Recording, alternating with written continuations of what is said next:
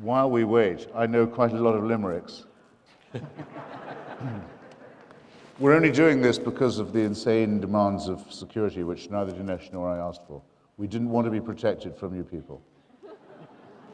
But if it must needs be that your bags are searched and your persons humiliated, it must needs be. He's ready. I'm ready. He's ready. Good evening, everyone. My name is Father Kevin Augustine. I'm the pastor of the St. Thomas Aquinas Catholic Center and the director of the Aquinas Institute for Catholic Thought. I would like to take this opportunity to welcome you all to our second annual debate in honor of our patron, St. Thomas Aquinas, whose feast day is celebrated on January 28th. St. Thomas was a medieval philosopher, theologian, Dominican priest, and the greatest thinker of his day, and one of the greatest of all time. Because of his love of truth, St. Thomas never shied away from a good debate or a heated controversy, and he is best known for his brilliant synthesis of faith and reason. One of the main methods of education during his day, of arriving at the truth of things, were several day-long disputations on a wide variety of topics. It is in this spirit that we welcome you here tonight. First, many thanks to several different groups and people. First to our Sunday Visitor Institute, the Augustine Institute, and Jim Pfaff from Opinion Times for co-sponsoring this event, to Mackey Auditorium for allowing us to use this facility, to all the students of the St. Thomas Aquinas Catholic Center who helped pull this event together, for Matthew Botker, the chief architect of this event, and a special thank you to our two speakers tonight, to Mr. Christopher Hitchens and Mr. Dinesh D'Souza, as well as to Dan Kaplis, who has agreed to moderate. Thank you very much, gentlemen, for being here with us.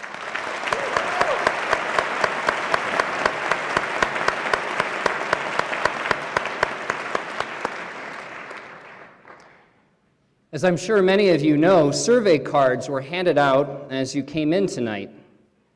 This is a little survey for us to see who has come with what views and to what extent people may have been persuaded one way or another. So, of course, you don't want to fill out those cards until after the debate is over.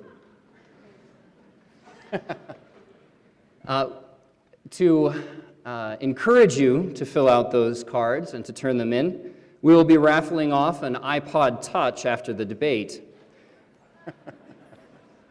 Not sure what that is? Okay.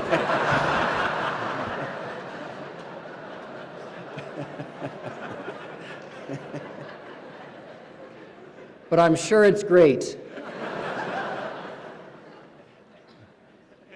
Now, to be entered in this debate, which will take place, off stage tomorrow, and we'll contact the winner tomorrow. To be entered, you must fill out the survey completely, and we will contact you tomorrow if you've won. Please hand the completed surveys to ushers on your way out, or drop them in the boxes just outside the auditorium.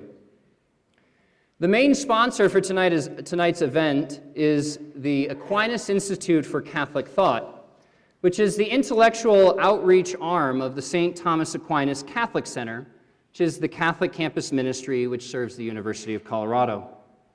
It exists, the Aquinas Institute, to educate students, faculty, staff, and the broader Boulder community in the Catholic intellectual tradition. We seek to establish a continuous scholarly relationship with the University of Colorado Boulder without compromise or dilution to the gospel of Jesus Christ as expressed in the magisterium of the Catholic Church for the common good of all.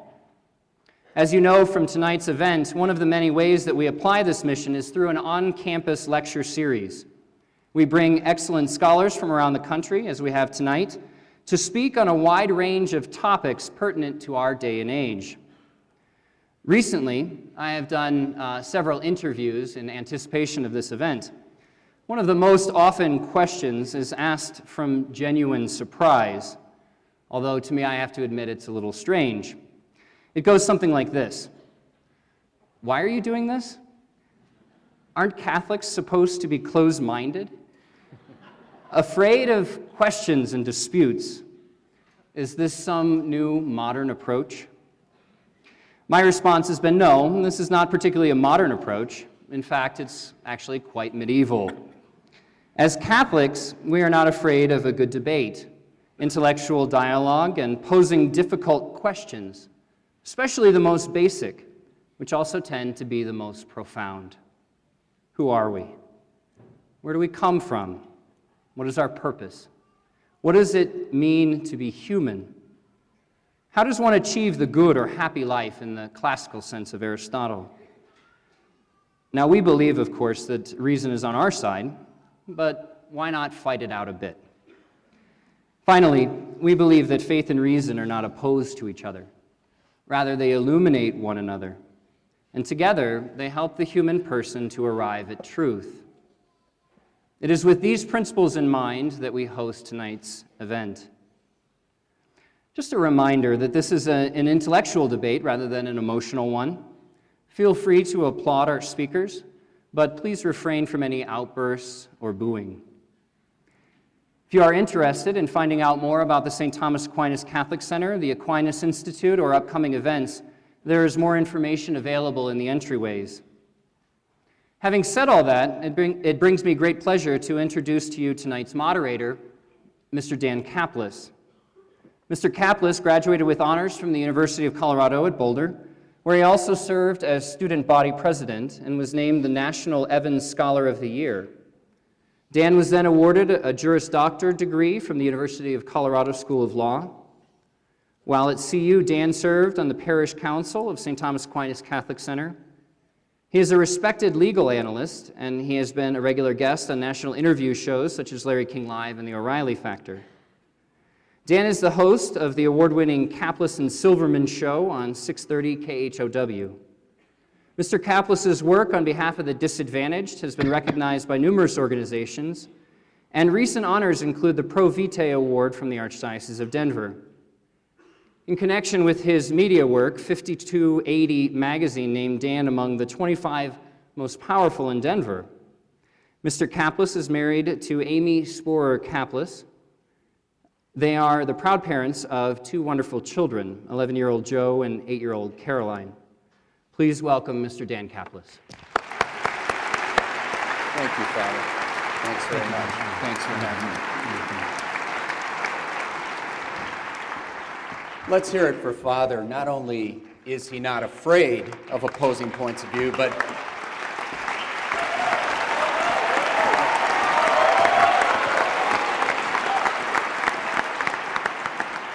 he brings in one of the most brilliant, effective, sought-after speakers in the world on that point of view in Christopher Hitchens. And so we're all grateful for that. Hey, and a quick note about the Thomas Center.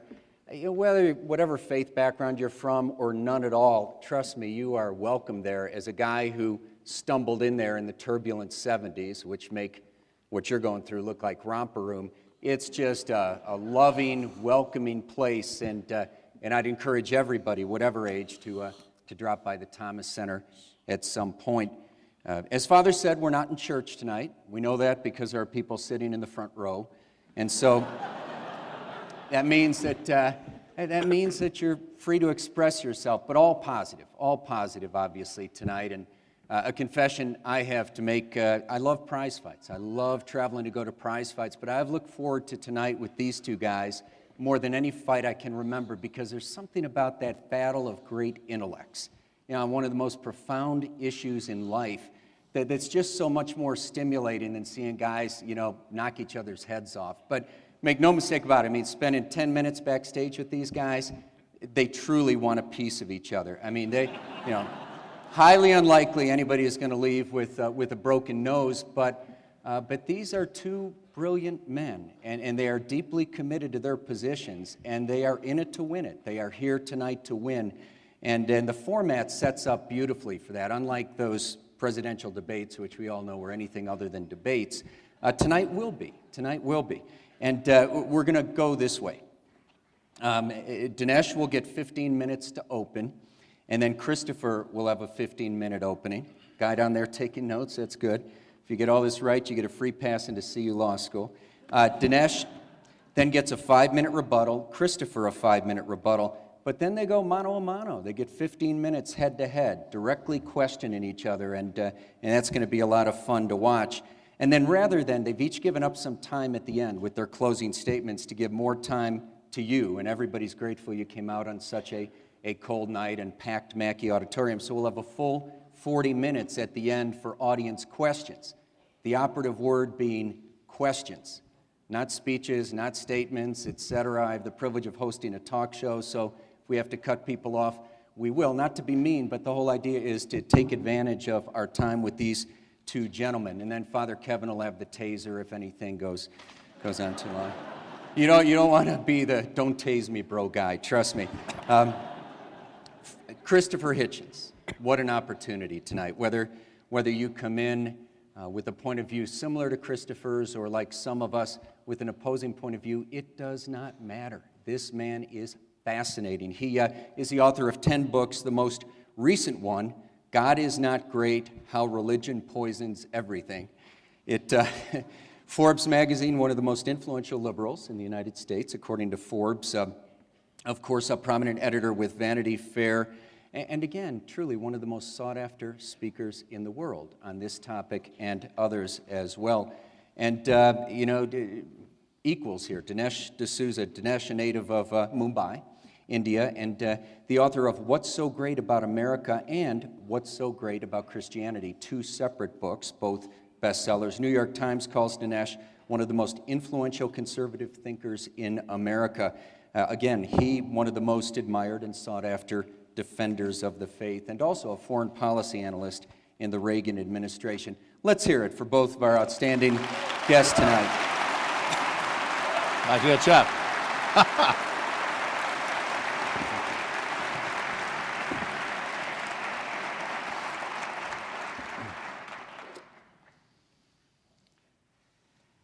Thank you all very much. I am honored and delighted to be here. This is a great venue, a beautiful venue. Well, my podium's a little narrow, but I guess that's okay since I remembered to wear pants.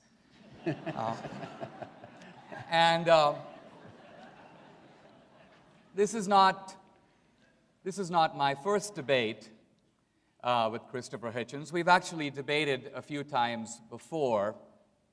I'm not sure why we keep doing it. One of us may be a slow learner.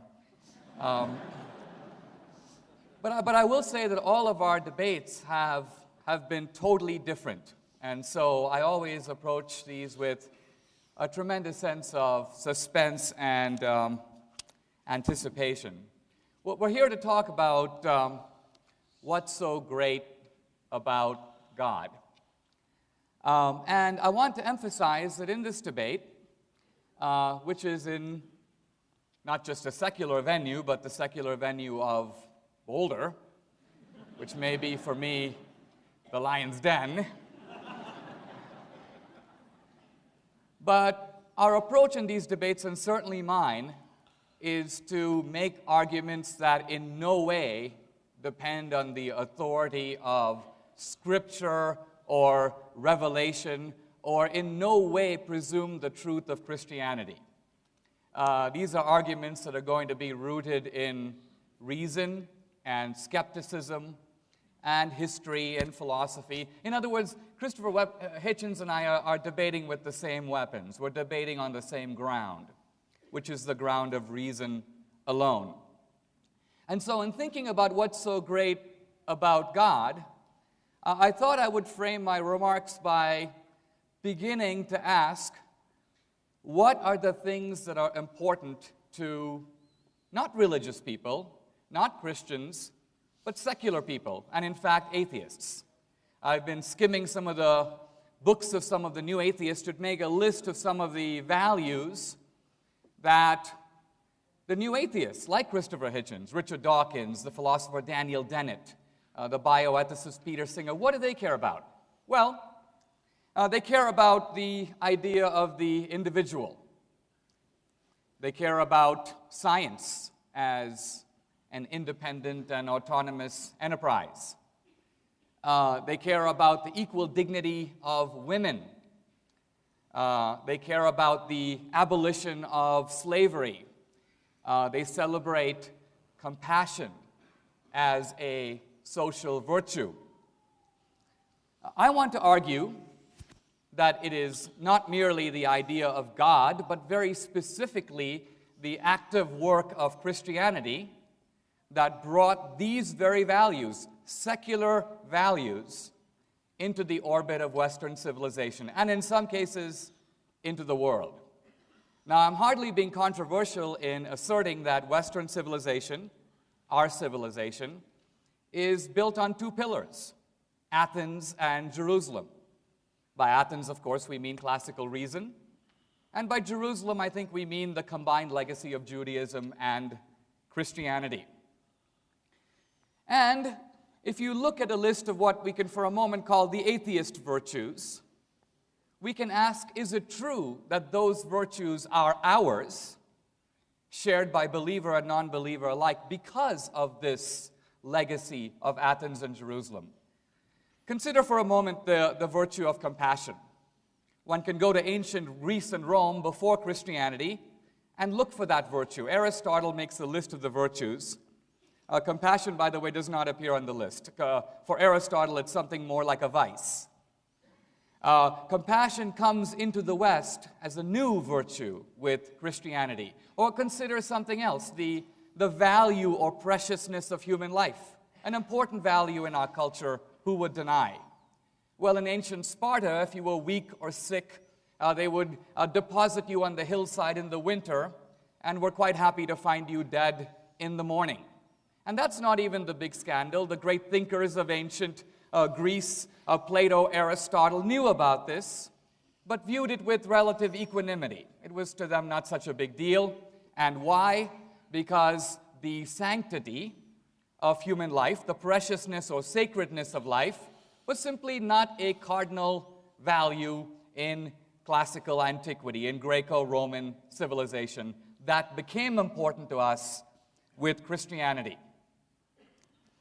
Sam Harris, in his book, The End of Faith, says that the Christians bear a big responsibility for slavery. And yet slavery has existed for millennia in every known civilization. For many centuries, slavery needed no defenders because it had no critics. It was like the family, taken pretty much for granted. Only in one civilization, the civilization called Christendom, did slavery become controversial. And some people say, well, we had to wait till the Enlightenment and the modern period for that to happen. Not true. Slavery was in fact withered and abolished in Western civilization and in Europe, largely between the 4th century and the 10th century. Then there was a second anti-slavery movement in the modern era, in which groups of Quakers and evangelical Christians began to take the idea, a theological idea, that we're created equal in the eyes of God, and to draw from that a political lesson. Namely, no man has the right to rule another man without consent. And by the way, this idea becomes not only the moral root of abolition or anti-slavery, it's also, if you think about it, it's also the moral root of democracy. Why? Because democracy is based on the idea that no man, no person has the right to rule another without consent. And so the point I'm trying to make here is that whatever you think of God, even if you're not a believer, it seems to me to be the beginning of intellectual and historical honesty to acknowledge that all of us, Christian and non-Christian alike, are in fact standing on a pillar that we ought to respect and acknowledge. In some senses, even the values that Christopher Hitchens stands by would not be here, and he wouldn't hold them if it wasn't for the role of Christianity in the world.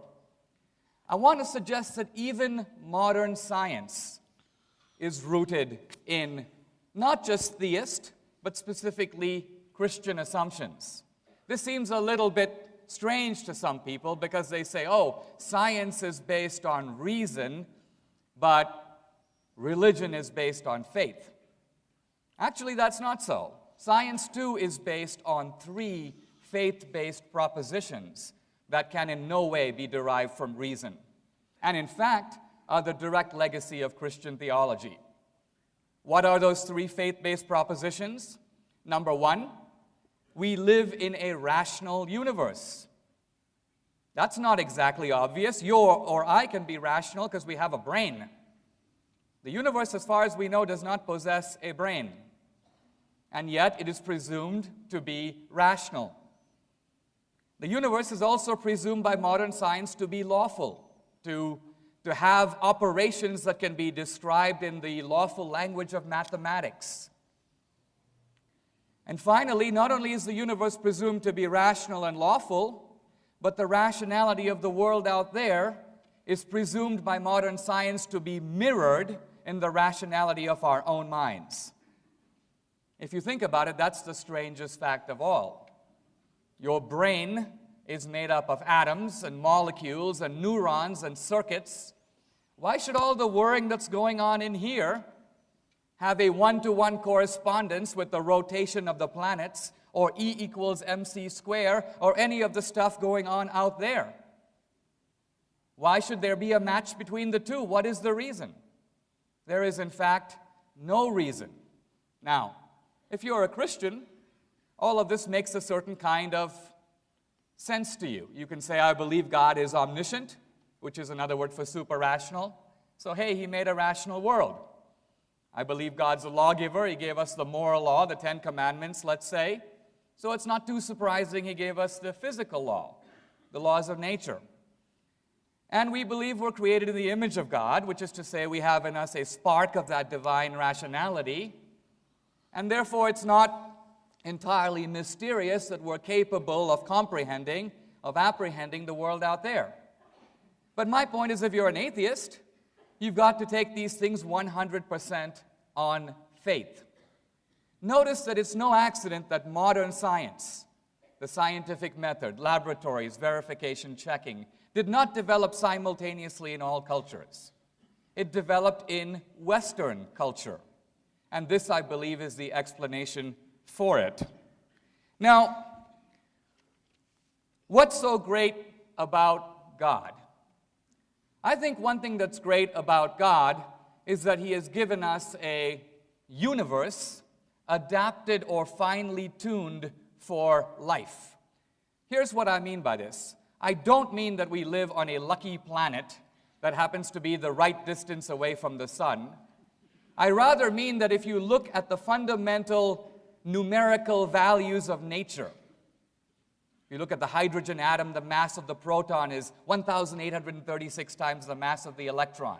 If you look at the gravitational force, the electromagnetic force, the strong nuclear force, if you look at all the different constants of nature, one physicist, Lee Smolin, says, it's almost as if God is sitting at a table with a bunch of dials in front of Him. What happens, modern science asks, if the scientists sneak into the room, each dial now reflects a certain numerical value of nature? What if you fool with the dials? Change them a little bit. This issue, by the way, is discussed by Stephen Hawking in his book, A Brief History of Time. And Hawking points out that if you touch one of the dials, he's talking about the rate of expansion of the universe, and you move it, not 10% or 1%, but 1 part in 100,000 millionth million, you would have no universe, you would have no life. What does this mean? What it means is not just our planet, but the entire universe has to be as big as it is and as old as it is and have precisely the numerical values that it does, because if it didn't, we wouldn't be here. The universe appears to be a kind of giant conspiracy to produce, well, us. And I think we owe a little bit of a thank you note to God for that one. Or perhaps Christopher Hitchens will come up with a better explanation. Now, I think we also need to be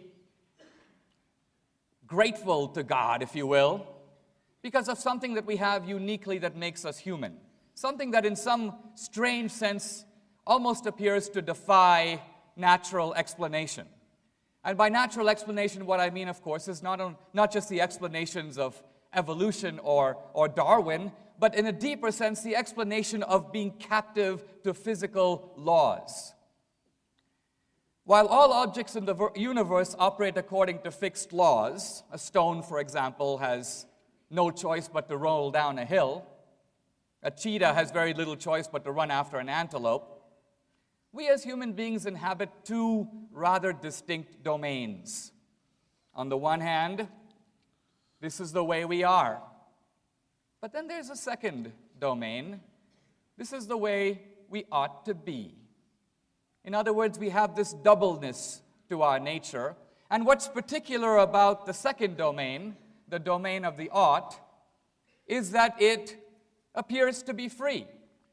In other words, you could never say to someone, you ought to do this, or you shouldn't do that, or you shouldn't discriminate on the basis of race, or you shouldn't be a gay basher, if they had no choice in the matter. If their decision was solely determined by physical laws, all of morality would be an illusion.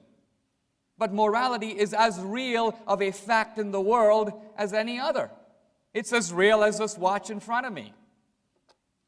If there are human beings who are without morality, we don't have philosophical disputations with them. We put them in straitjackets and carry them away. They're sociopaths.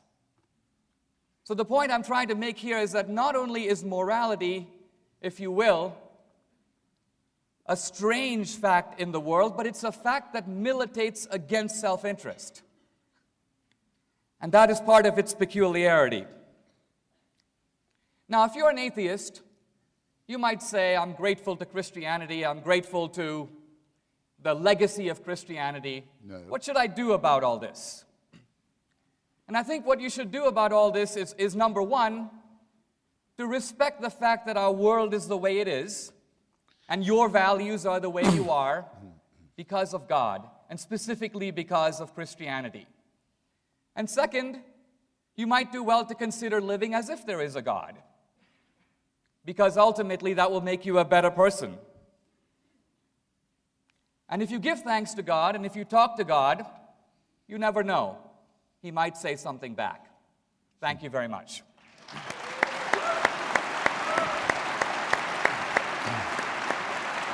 Shall I just do it? Yes, sir.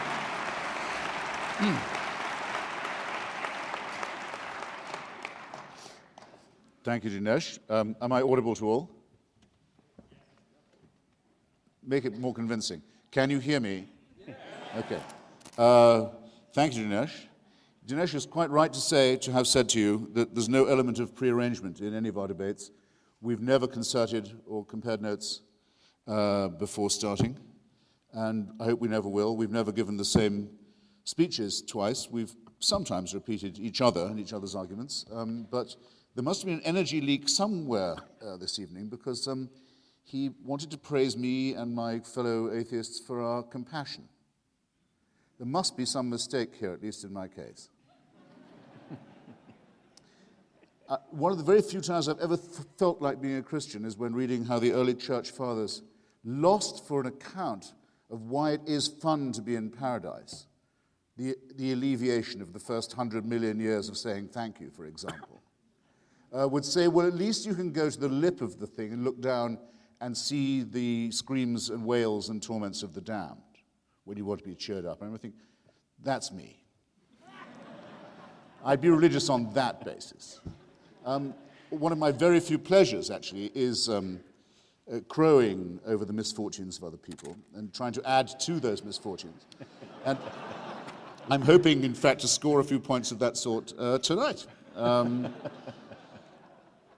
Thomas Aquinas, like me, didn't believe in astrology, or rather he didn't think you should try it because it would only let the demons in.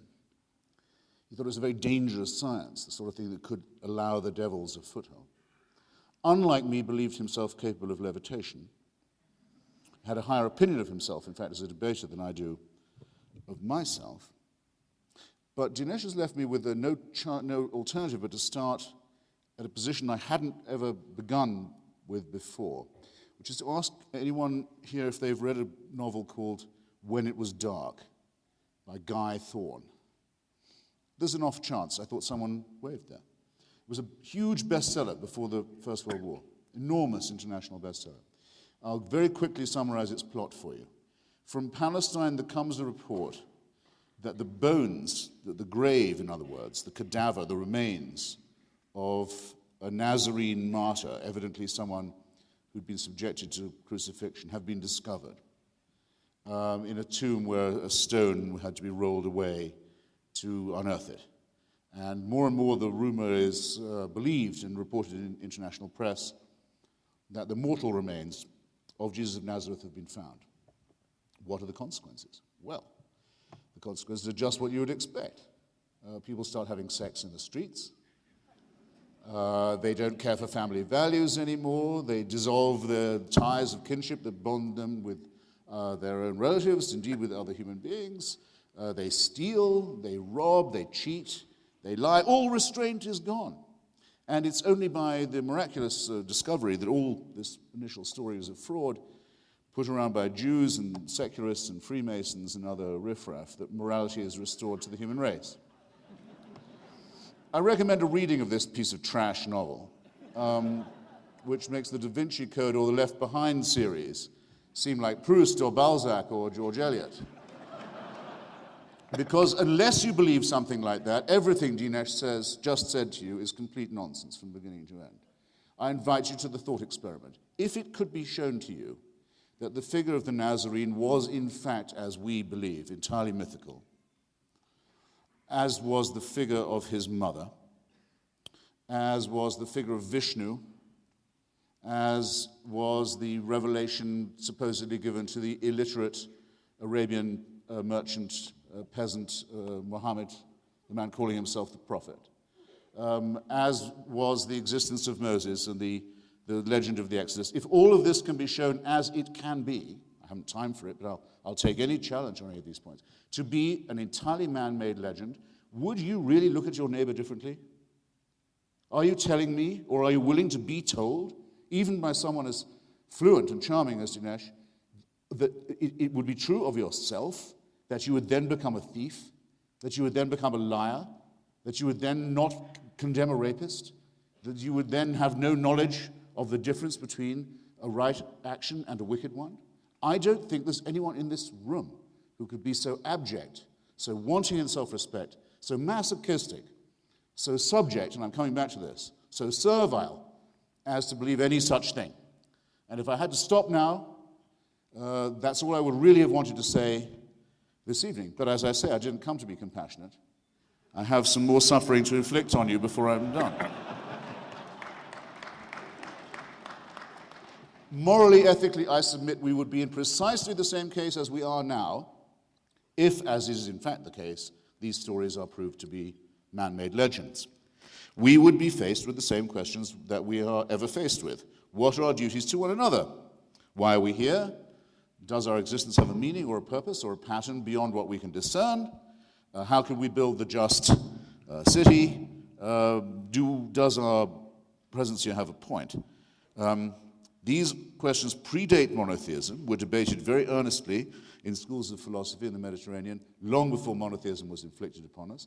And these questions would remain as urgent, and they would have to be posed again and anew in every generation if monotheism were, by chance, to decline, as it has been doing, or even to pass away, which I don't think that it actually will.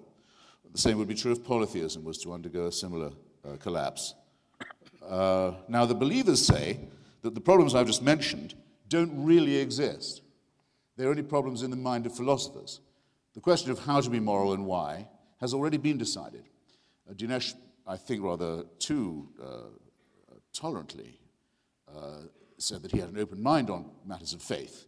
He wasn't here to defend the Christian religion or revelation or any of these things. I don't know what kind of, I leave it to the good father, what kind of Catholic Dinesh now seems to be in his own eyes or anyone else's. But in fact, religion means you must believe that God has revealed himself to us and his purpose, that his commandments and wishes are knowable and indeed known by human beings, that this revelation has in fact taken place. and that all that is required is for us to live up to, created sick as we are, commanded to be well as we also are. What kind of dictatorship creates you ill and then orders you to recover? I'll come back to that.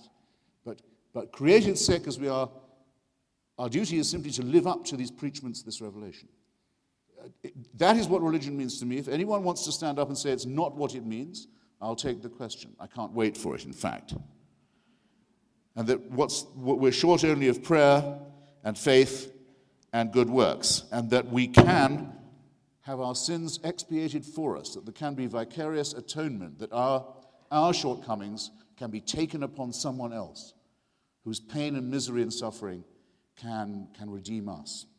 In other words, that I come to you, madam or sir, and say, not that I will pay your debt because I know you're in trouble and I have some spare money. Not that I will take your place in prison, which I might, if I really loved you, be willing to do. Not that I would take a risk for you, put my own body in front of yours to prevent suffering from falling upon you or coming upon you as I would with a child of mine. But know that I can take away your sins, that I can make them go away, that vicarious redemption and expiation is possible. In other words, that personal responsibility means nothing, that you can throw your sins onto a scapegoat. And rightly is scapegoating considered by us to be a contemptible term, a contemptible verb. No, it won't do. It won't do morally. It won't do ethically. And there is no reason to suppose that any such moment of vicarious expiation or redemption ever took place. Now, when I said in my subtitle, this is a lousy microphone, isn't it? Or is it only for me? When I said in my subtitle that there's something about religion that poisons everything, I know publishers like controversial subtitles, but I was willing to stand by it. And I knew people would say everything. I mean, cricket,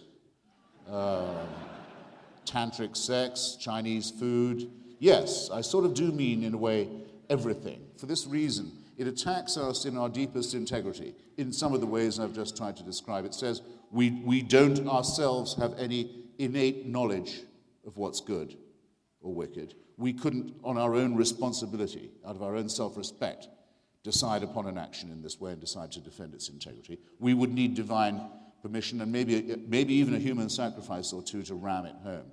For this to occur, and I go on to say that it makes intelligent people say stupid things, and it makes decent and kindly people do and say very cruel things. And I'll just give a couple of examples.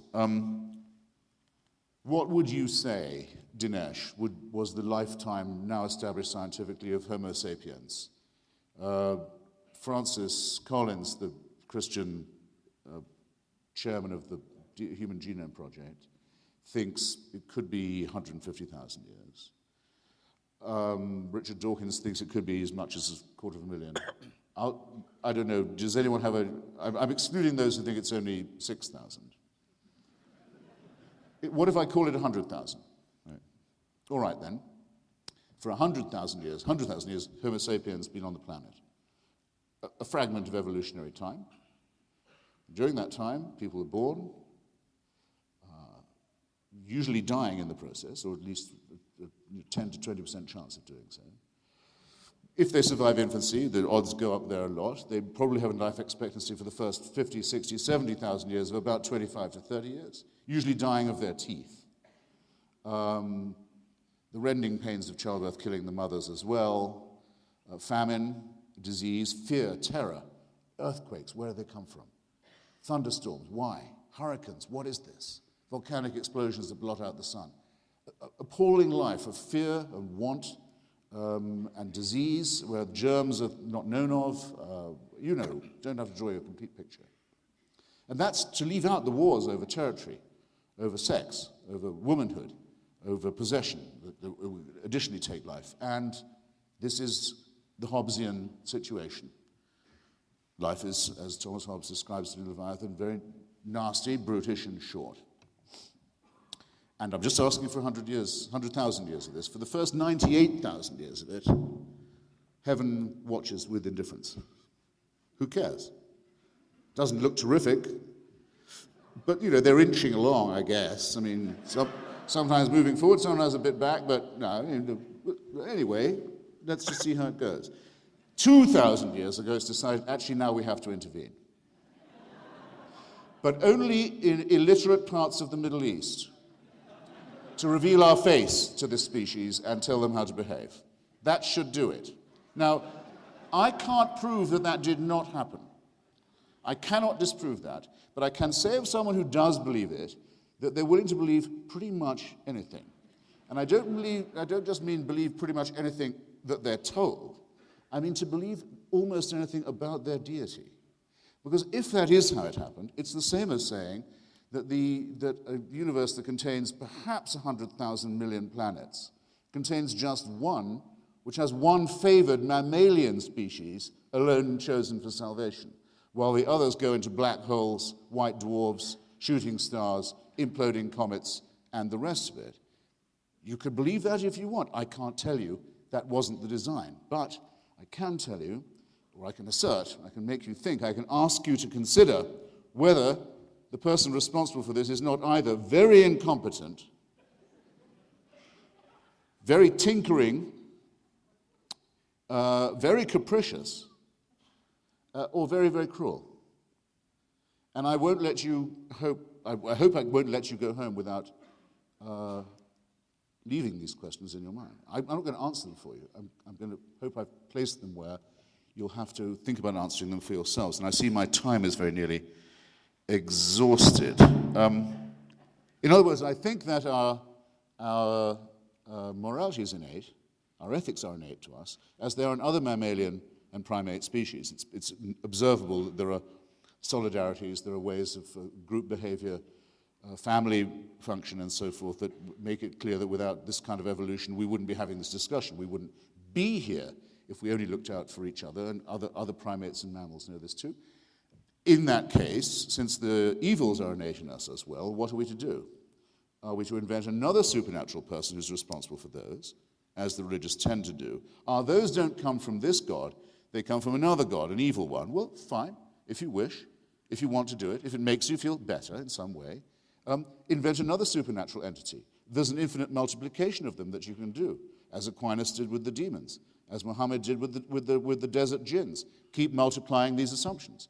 But how long can a healthy mind be satisfied with the infinite replication of supernatural assumptions when the natural world explains itself, and when we already have enough explanation for why people are encoded and programmed the way they are, and where our knowledge of that is increasing all the time? What is, and I'll close on this and I'll be quick, what we risk if we take the supernatural route is the idea of an unchangeable, unalterable authority, one apparently benign, one apparently wicked, both of them eternal, both of them unchanging and unchangeable, and ourselves as their playthings and their objects and their raw material. This is the origin of the idea of the totalitarian. This is where the idea of tyranny begins, with the eternal, unchanging, tyrannical authority, where we must try with our poor powers to guess what's wanted of us and to spend our lives on our knees. I say the beginning of emancipation is to repudiate this antique serfdom and all the contemptible and often laughable superstitions that it requires for its maintenance. And the job can be begun tonight, and I invite you to join me in doing so. Thank you.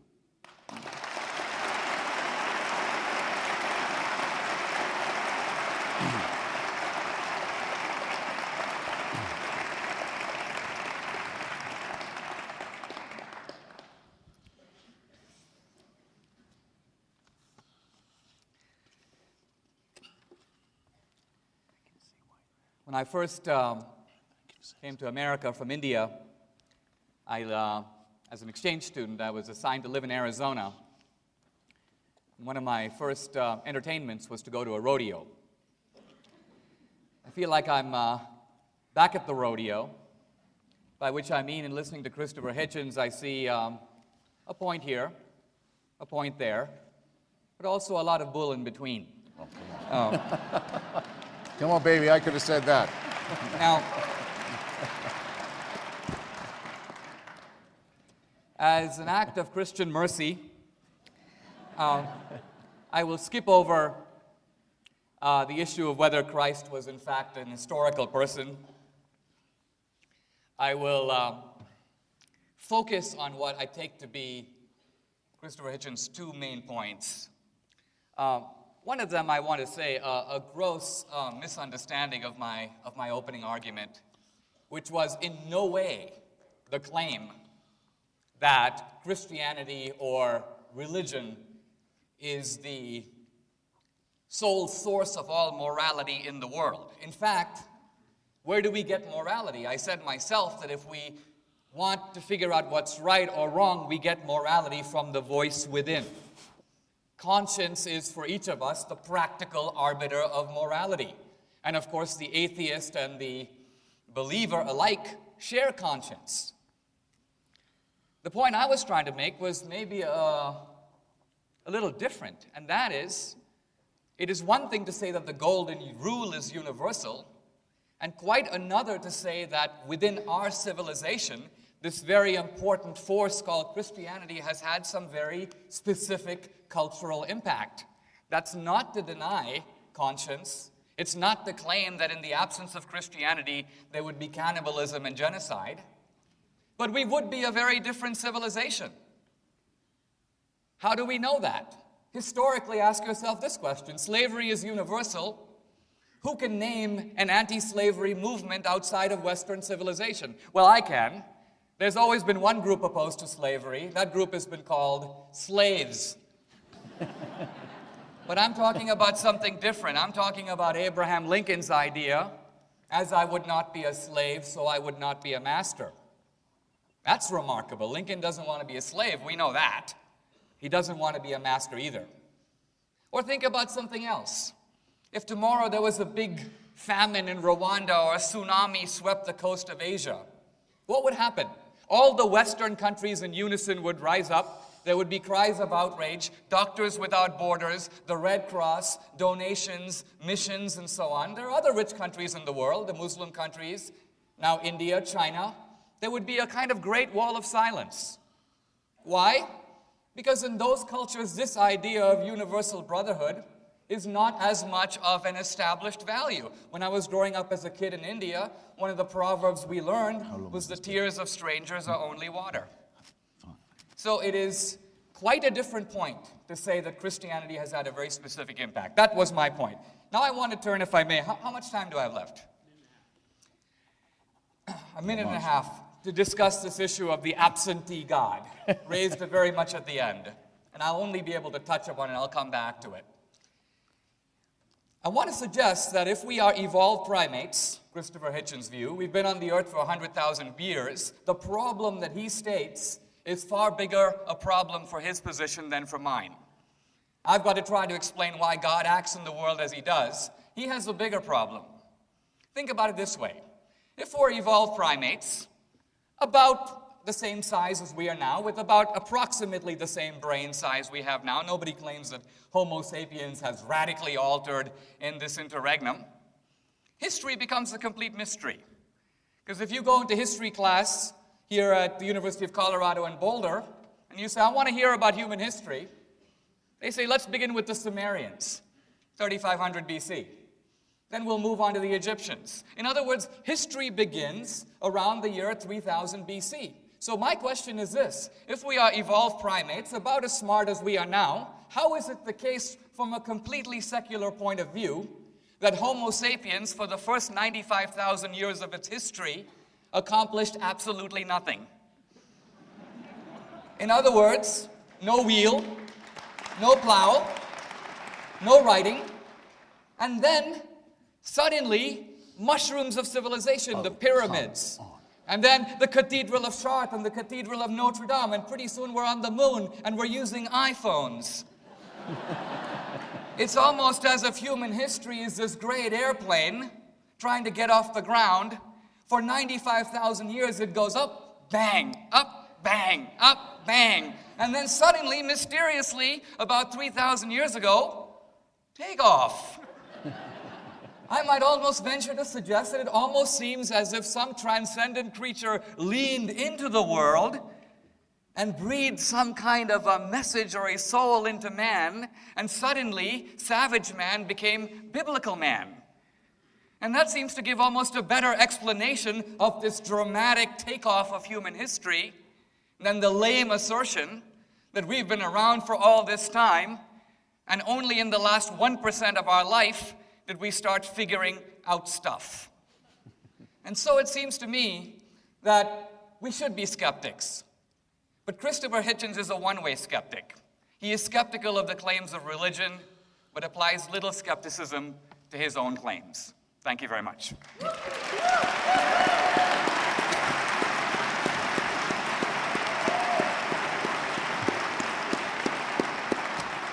done.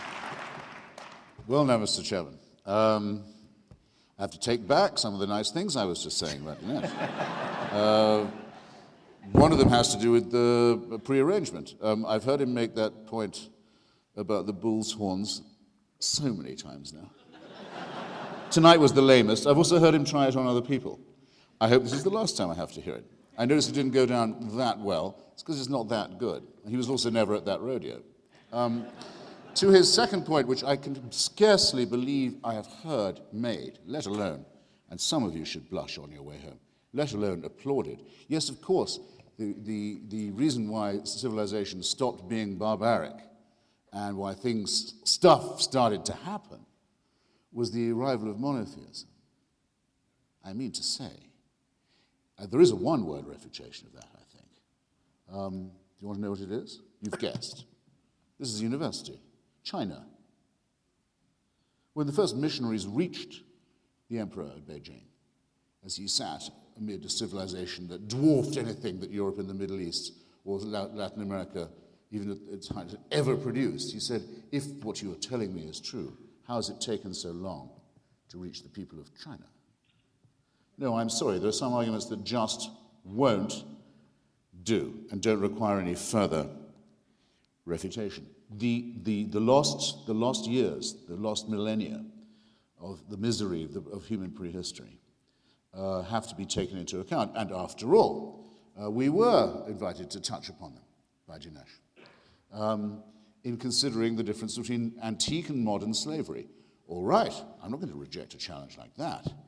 And slavery in antiquity was this: you lose, our civilization has conquered yours. You now work, you the victims, you work for us.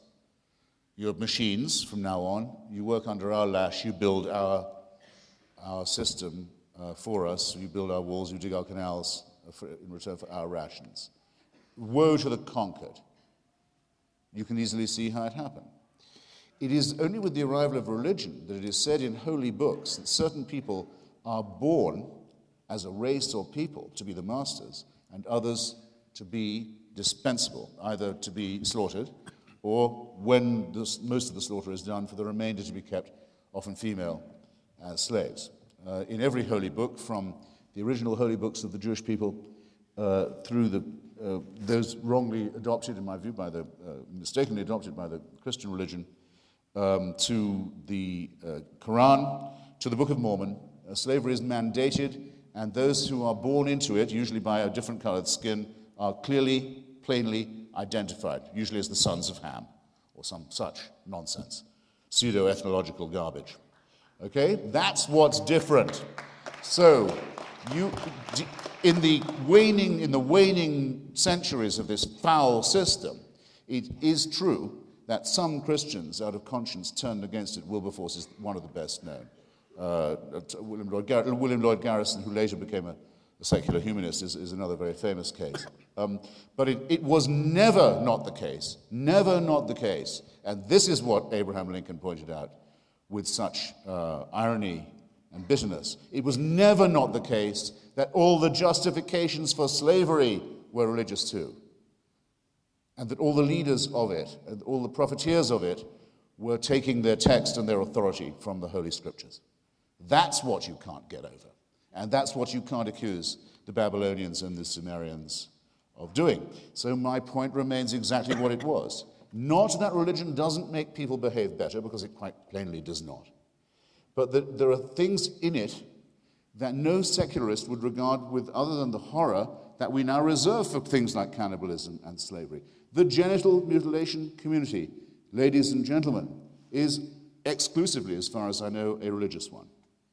The mutilation of the genitals of children, forcible mutilation of genitals, is entirely scripturally mandated. The suicide bombing community among some Tamils in Sri Lanka may or may not be partly secular. It depends. Some of them are very extreme Buddhists, and some of them quite extreme Hindus. But for the most part, the hideous idea of suicide murder is a religious mandate, not as something that has religious authority, but is a commandment. People wouldn't do this if they didn't have faith. I'll open our next session with a question. I'll make it my closing, because I think it's time for my closing. And I'll ask it not just to Dinesh, but I'm hoping to leave all my questions in the minds of all present for this evening. There's a baby born tonight in Pakistan. Would you rather, from the point of view of ethics, morality, the advance of human civilization, that this baby adopt my views of secular humanism, or that it become a Wahhabi Muslim baby? Because if you think that religion is good for people, I don't see why you don't say the second. And if you don't say the second, I think you ought to work out why you don't say the second. And if you prefer it over me, see me afterwards. Okay? Thank you.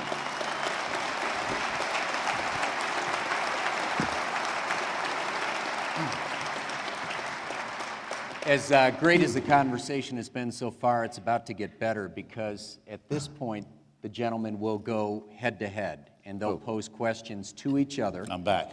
And this is going to be good. What was the preceding? Oh, you just... No, I know you're kidding. No rules. All right. Bring it on.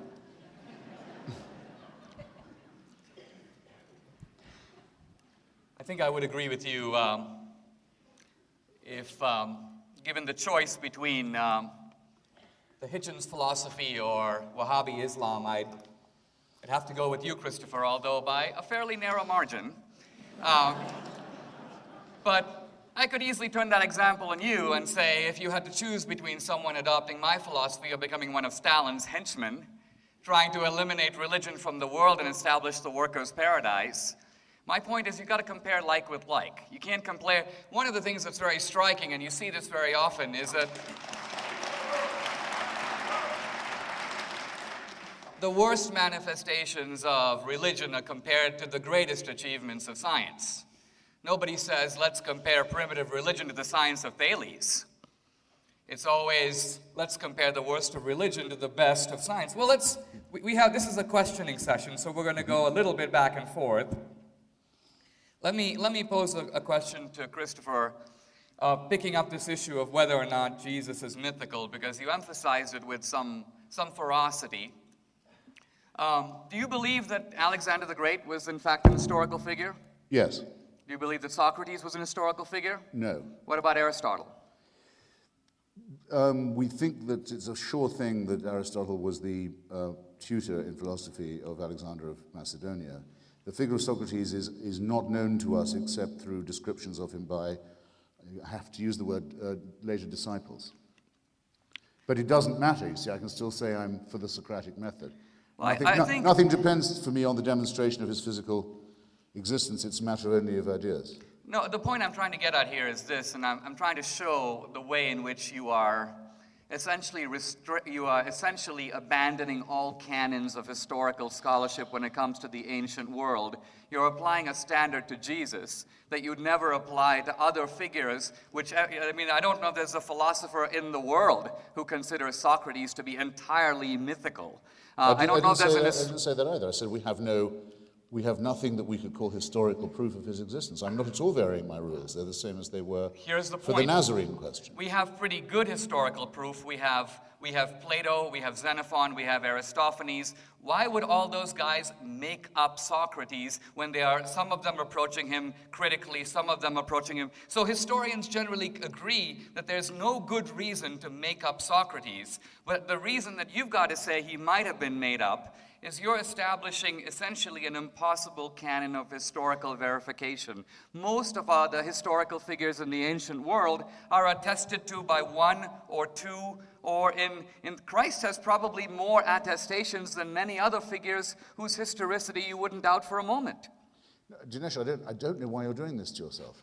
I'm doing it to you, the existence of actually. the Macedonian royal house is an archaeological question as well as among many others. It's decidable in innumerable ways.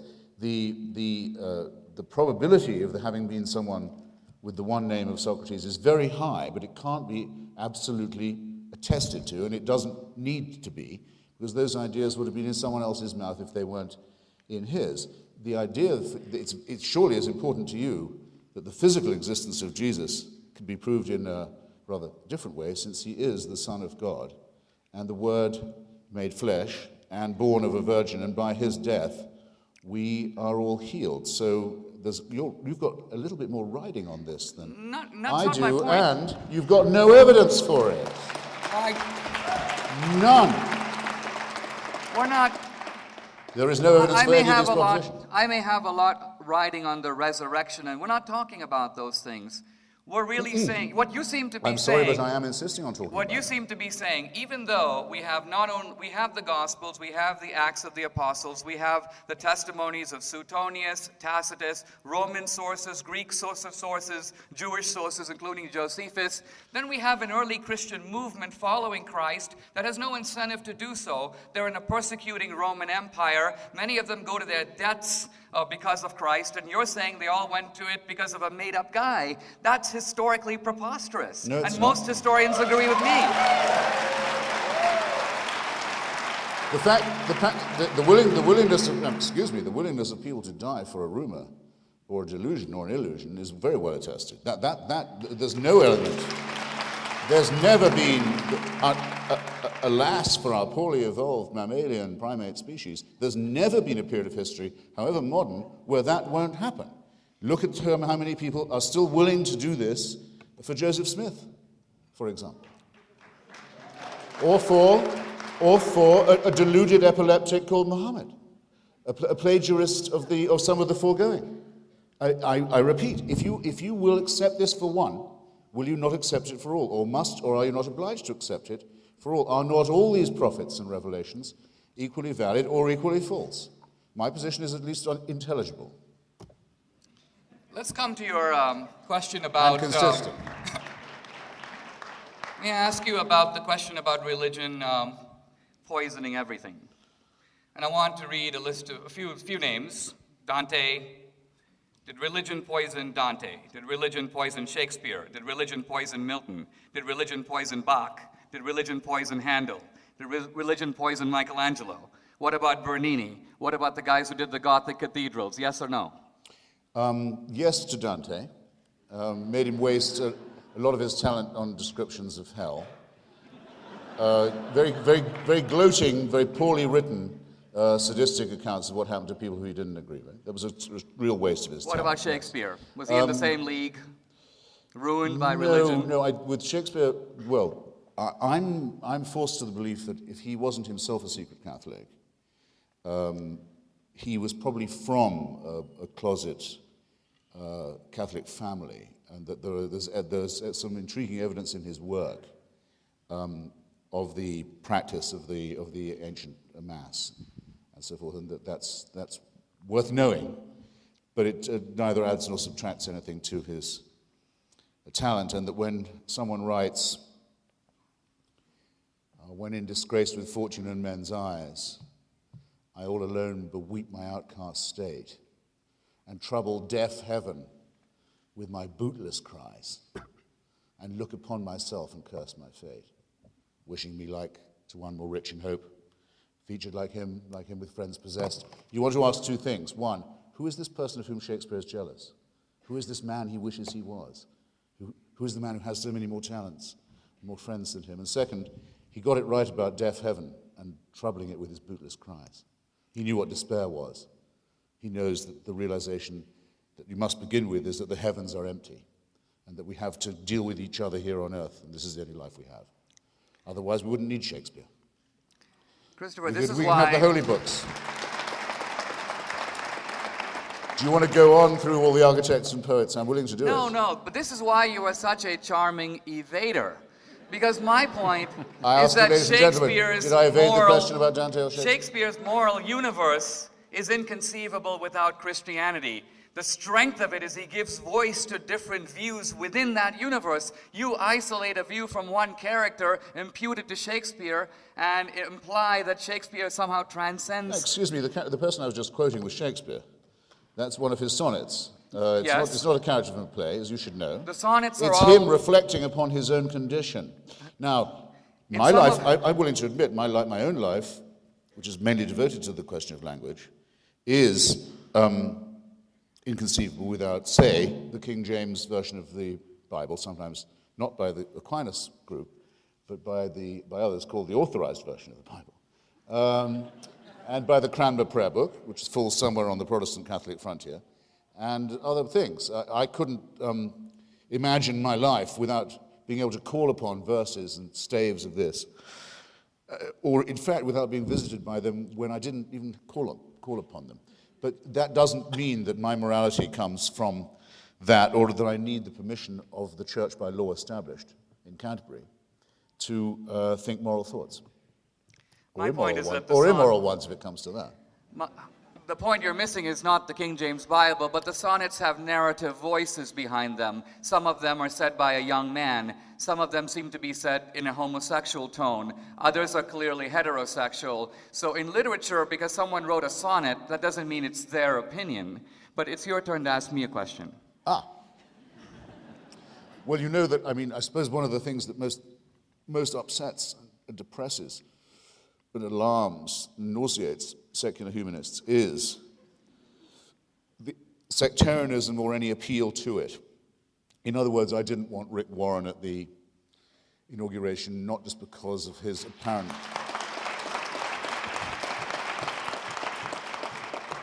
not just because he's a boring, fat dunce and so on, but because... and not because he's not inclusive enough about gay people, because he doesn't have to be inclusive about that if he doesn't, but because he was openly willing to say to a Jewish woman who asked him in public, could she too go to heaven or come to heaven? No, you can't. Now, I don't see how he can't say that. I'm throat-clearing Dinesh in this way because I want to ask you something, and it's another question I want to lodge in the minds of others present here this evening. To be a Roman Catholic is not to believe that religion is a good idea, all right, or that God is a good thing, or that the Bible contains some true stories. It is to believe those things too, but it is to hold the belief that if you're not a Roman Catholic, you're not going to be saved. Now, so I'm asking you, and we now have a fresh occupant of the Holy See, Mr. Ratzinger, as he'll always be to me, who is increasingly determined to restore the doctrine of ex ecclesia nulla salus, that there is not just the church, but there's one church, one true church. Well, I'm going to ask you anyway, and you must have asked yourself, and I'm going to ask everyone else present for their consideration. Do you think that's true or not? I think it is not true, and I think it is also, not only is it not true, it is actually not the Catholic position,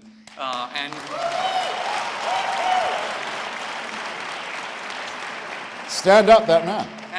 And to go even further, look, I don't even think, I think you've got to be careful here because... I was trying to be.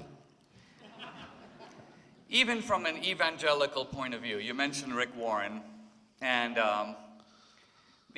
even if someone takes the Bible for what it says, literally, I'm not a biblical literalist, but even if you were, the Bible says really very clearly that Jesus is the way, in fact the only way, to salvation.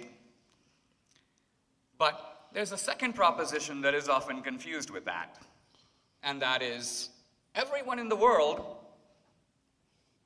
whether they lived before Jesus or whether they lived in other cultures, but if they have not positively accepted Jesus Christ, they are going to hell. There are two groups of people who infer this.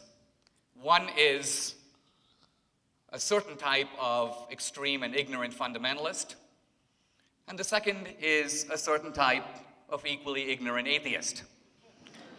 Both read the Bible the same way. and draw from it conclusions that are actually neither stated in Scripture nor, in fact, the position of either the Catholic or the Protestant churches. Well, we'll explore that further, but I was going to say, not my problem, but I was rather amazed to have elicited such enthusiasm from people clapping, saying, no, the church has never claimed to be the one true church. I mean, you can clap that if you like, but it doesn't seem to me to be historically true. Anyway, it's nothing to me. I just wanted to know which side of it you took, but you don't seem to have everyone with you. It's not a matter of taking sides. In Catholicism, there is something called the development of doctrine. So even if you can show it was believed in the 3rd century A.D., it doesn't follow it's the Catholic position. Well, people used to lose their lives on these propositions. Let's not be frivolous about them. Then, if you want me to be ecumenical, I'll be ecumenical then. Do you think that it is better to be, and more likely to lead to your salvation, to be a Christian than another kind of monotheist?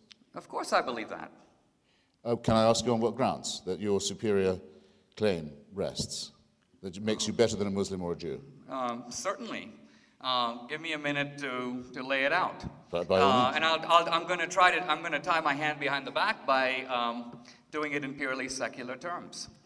Let me start with a proposition I think no one in this room would disagree with. Things in the world are not what they ought to be. Anyone disagree with that? No. That means we live on 2 levels, don't we? We live on this is the level of the way things are. Let's call it the human level. But we all know that there is a second level. That's the way things ought to be.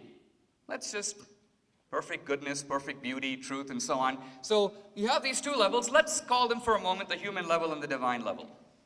Now, all the religions in the world are aimed at trying to ask, how can this chasm between the human level and the divine level be bridged? You ask about Judaism and Islam, so I'll refer to those 2. The Eastern religions have one solution. I'll set it aside for a moment. Judaism and Islam jointly believe, and I say jointly, they believe it in slightly different ways, but the solution is similar, that the way for this chasm to be closed is for human beings to build a certain kind of a ladder from man to God. What is the shape of this ladder? When in Islam, it's the 5 pillars. Pray 5 times a day, observe Ramadan, do charity, go to Mecca. In Judaism, it may be different. Dietary regulations, and so on. But the idea is these are human efforts to ascend to God. Christianity is different, maybe not better, but it certainly is different in declaring this project wonderful and noble, but impossible. That this human effort, however gallant, cannot close this enormous gap. If the gap is to be closed, now maybe as an atheist you say it can't be closed, but if it is to be closed, the Christian belief is it has to be done from the other side. In some mysterious way, God has got to condescend to the human level, and that's the role that Christ plays. He's the emissary, if you will, from God to man. Now, notice that here I haven't appealed to Scripture. I haven't quoted the book of Leviticus or the Gospel of Matthew. I've given, in my own best way, a certain anthropological account of the human problem. I've given the ways in which different solutions are proposed, and I leave it to you to examine which solution is the most plausible. I'm saying the Christian view seems to me to make the most sense. If indeed this great gap can be closed, it seems to me that it has to be closed the Christian way. The other way can make progress, but even though good, it isn't going to be good enough. Fantastic.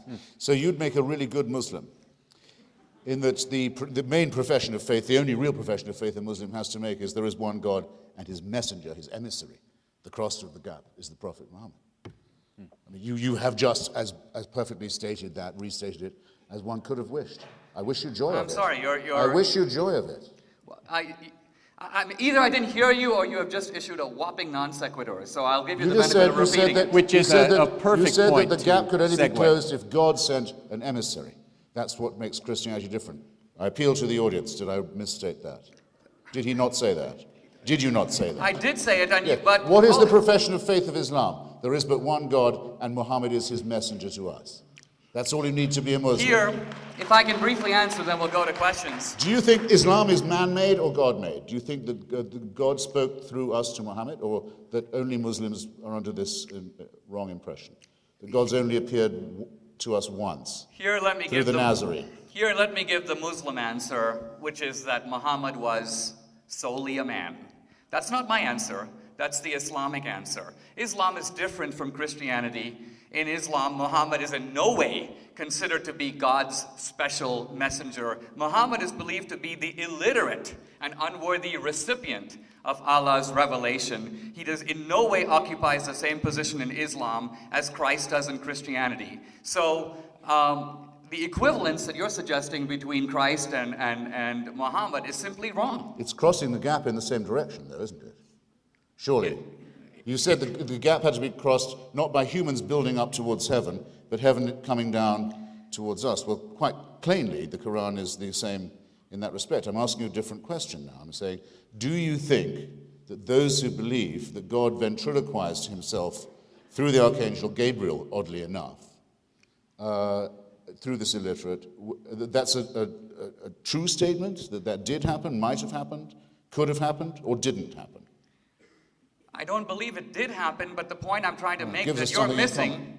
Obviously, I don't accept the revelations of other religions, but the point I'm trying to make here is that the Islamic solution is radically different from the Christian one. Whatever Allah's revelation to Muhammad, it was not vicarious atonement. It was not the idea that God is closing the gap. It was rather that human beings have these social and legal and civic duties. In other words, in Christianity, you have the idea, for example, that morality is intentional. If you've contemplated the sin, Christ says, in a sense, you've committed it. In Islam, it's very different. Thought crime. One second. The mullah doesn't... Thought crime. Totalitarianism again. Thought crime. Whether it is or not... We know what you're thinking, and we can punish you for it. Totalitarianism defined. Tyranny defined. Thought crime. You said it for me.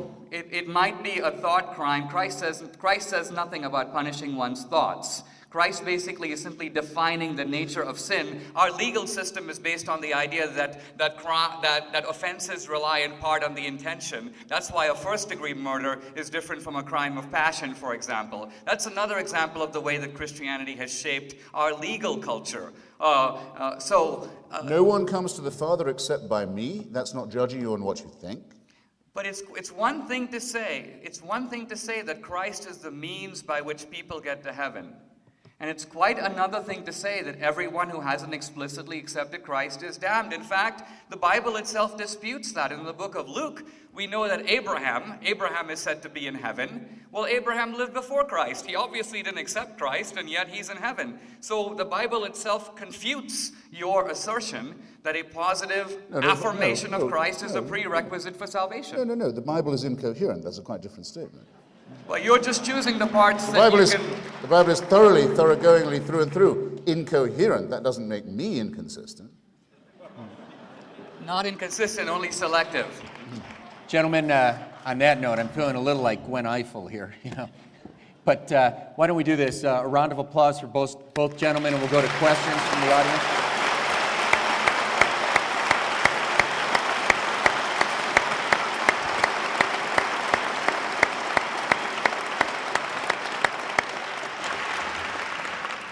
Fantastic. As I mentioned earlier, both gentlemen have given up some of their time, so we'd have more time for questions. We'd ask the questioners to be as focused, precise as you possibly can, and put it in the form of a question, please. Sir? Very nice. Deferring, sir? Thank you, gentlemen, both for your wonderful remarks tonight. My question may be an entirely whole new debate. I'd like to hear both of you respond, but in particular, Mr. Hitchens, I address this question to you if I can't get response from both. Mr. Hitchens, how would you define or delimit what we mean by a person, and what is our innate duty to another person? Well, I think the word individual is a well-chosen word for our description. In other words, you can't boil it down any further. However much you talk about the society, the tribe, the species, and so forth, you're stuck with the fact that it has to be made up of members who are a bit more than atoms. So individual is a person, someone who can't be further subdivided. Hope that will meet your rather bizarre question, I have to say. The second is, how do we know what our duties to one another are? Well, what we know is that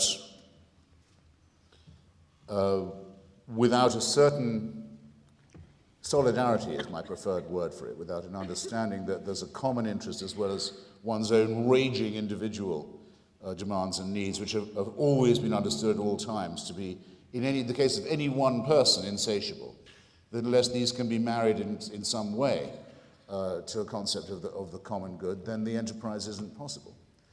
And if this wasn't true, then of course we couldn't have had a human society, however primitive to begin with. And the same conclusion is observable among other primates who have families, tribes, kinship, and so on, and some other mammals too. There's no reason to suppose that evolution has given us any special privileges in exchange for our recognition of these facts. Thank you. Can we each take Please. a brief? Left unanswered is the issue of how evolved primates develop either individualism or solidarity. I've watched the Nature Channel a few times, and I don't see much of either. So that it seems to me that there's a missing element here, and I think Jefferson, who was, by the way, a man of the Enlightenment, not a particularly devout Christian, nevertheless asked, where do we as individuals get inalienable rights? In other words, where are the obligations, the mutual obligations to each other? Where do those come from? And he could have said any number of things, but he could think of only one. The unalienable rights are ours because we are created, we have a creator. That's where they come from. And I think to this day, we haven't had a better source of rights and of these individual dignities that Christopher Hitchens takes for granted, but makes no effort to ground. Okay, then I'll have to, if you don't mind, because as a minor member of the Jefferson Biographer Club, I'll just have to say what I think about that. It is true that the Declaration speaks of inalienable rights from a creator. But in my opinion, this is a negation of what had been, up till then, the only way right was ever mentioned, which was that there was a divine right of kingship. If you recall, that's what was being overthrown. Had already been overthrown in part in Britain, was being overthrown in the United States. The claim of the king to have his authority from the creator was false. Now, if that claim is false, and I believe that it is, there is no divine right of kings, you can do one of two things. You can either say, well, if there are rights, then everyone should have them and claim them from the creator, which is a sort of tautology. Or you can say that rights don't come from a creator, that they are innate in us and in our species, and we'll get the ones we fight for and defend. We won't get the ones we don't. And most of the time, we're defending these rights against theocracy. May I be offered just one thought? I think you are right that Jefferson is opposing divine right, but here's the truly profound thing. Rather than deny divine right completely, Jefferson makes a very different move. He transfers divine right from the one to the many. In other words, Jefferson shows by his statement that he agrees with divine right, but the divine right is not conferred on the monarch. It is conferred on the people as a whole. Well, but that's precisely the error I was just identifying. If you can suck one right out of your thumb and call it divine, why can't you say, well then, oysters have the same right, that it comes from their creator? There is no, as you yourself have pointed out, with the rights industry, no real limit to this, especially if you attribute it to the divine. Generally speaking, though, the struggle for rights is a struggle for humans to assert themselves against other humans who want to oppress them in the name of God. Do you mean, sir, that we do not have, and it's me again, the questioner. Yes, sir. Do you mean then... You suddenly seemed a little, what shall I say? Omniscient? It just came from somewhere else. It gave me a nasty turn. Yes, please, go ahead. Do you mean then that we do not have any innate rights towards each other than what we assert by force? Did I hear you right? Or did I hear you wrong? I tend to agree with those who've said that the concept of right, of recht, is a human creation, that it's an arbitrary creation, yes. And that we'd be better to say that we get the ones we fight for, that we don't get the ones we don't, and that our duties and solidarities with each other are mandated by evolution and are not in any sense predicated on anything supernatural. Thank you. Sir? Yeah, my question is looking a little bit more forward. You mentioned earlier, imagine if Jesus Christ had been proven to no longer be God or God's Son. Imagine, if you will, a future where science is accepted as a total dogma of thought and reason is the ultimate arbiter. In that world, would humanity not find its own ways to tribalize again and have its own strife? There's the TV show South Park has a funny episode about this where they actually say in the future they fight over science as opposed to fighting over God. And for you, Mr. D'Souza, in the same way, in a world without God, is it really so unimaginable? I mean, is there a possible way? Could you imagine a future without it in the sense of humanity still being humans? And I'd also be remiss to say, in the great tradition of these debates, is it possible that you gentlemen might be able to go to a pub after this and continue over beers? I'd be happy to buy.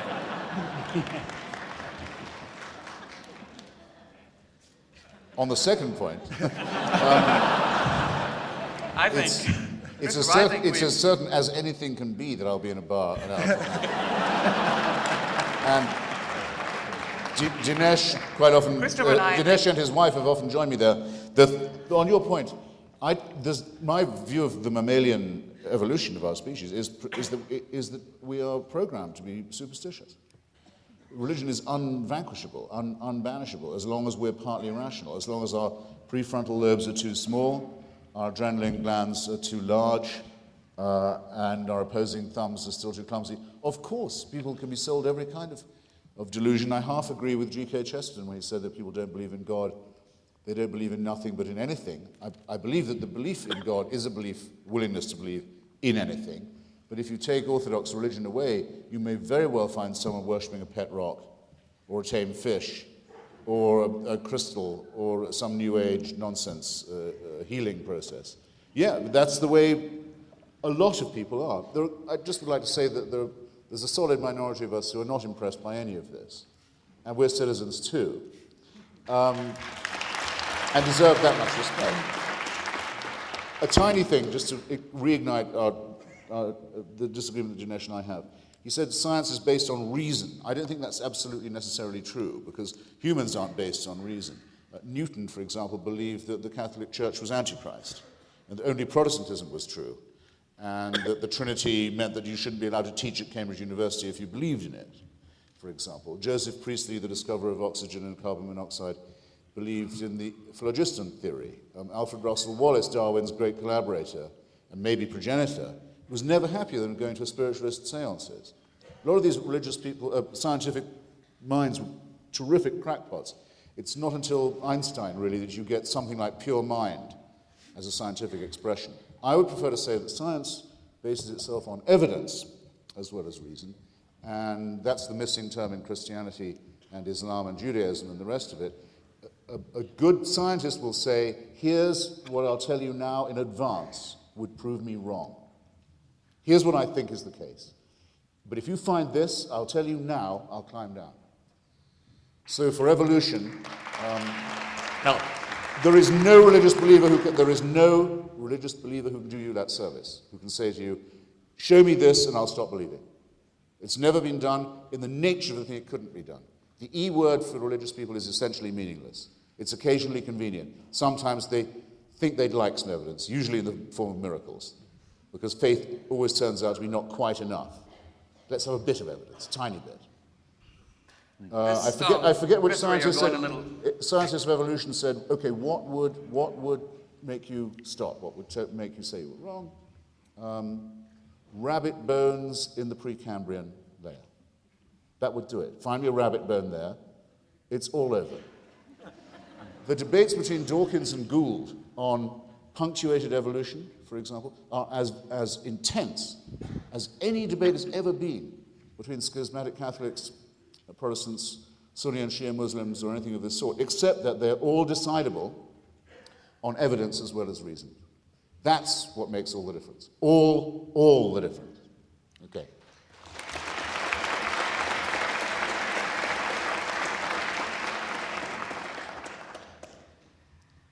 Here's the problem with that statement. There are the biggest questions of life. Who are we? Why are we here? Why is there a universe? What's our purpose? What comes after death? These questions, if you think about it, are in some senses as much in the dark as they have been since the time of the Babylonians. Science has left them completely unanswered and untouched. This is why the philosopher Wittgenstein said that even if all possible scientific questions have been answered, the main problems in life remain. So what do we do with issues that are of vital importance to us, but not susceptible to the kind of empirical evidence that Christopher Hitchens demands? For example, how do we know if there's life after death? We don't. None of us have met a dead guy. What possible empirical test could we devise? That's not what you say. One second. That's not let me what you finish. say. You've been going on a bit, so let me have my turn. All right.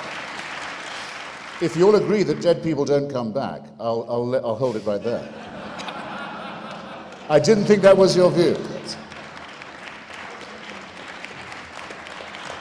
The point I'm trying to make is this. It's all I could hope for. No possible empirical test can resolve the question of whether there's an afterlife. So, in the absence of evidence, I believe that there is an afterlife on faith. In the absence of evidence, Christopher Hitchens does not believe that there's an afterlife.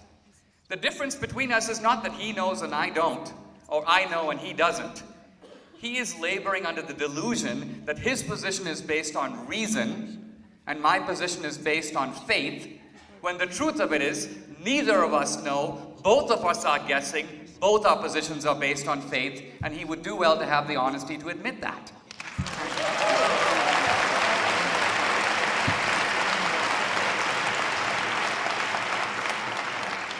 There's a strong clap anything faction here tonight. It's fun. Apparently even I can appeal to it. Perhaps the word for it is converts. Since you just said to me and to the audience, and I think it's so recent, so moments ago that people will remember it, you believe that on faith, the afterlife, and I don't. Then you say, we're the same, because we're just as faith-based as each other. That's what got the applause. I would just like to say that I think that that's an unholdable, untenable position. If I say that, given that there's absolutely no evidence, which you also rather too willingly conceded, that you're ever likely again to see a dead person or be reunited with one, that I decide that on that basis, that absolutely no exceptions basis, I doubt an exception will be made in my own case, I don't think my position is faith-based at all. I think it is somewhat evidence-derived, if I would say that only for myself. Gentlemen, Clap all you like. let's try to get in as many questions as we can. We'd ask that the next round of questions come from students in particular. We'll try to get everybody in. The woman in the red. My question was just in regards to a couple of the points that you made, Mr. Hitchens.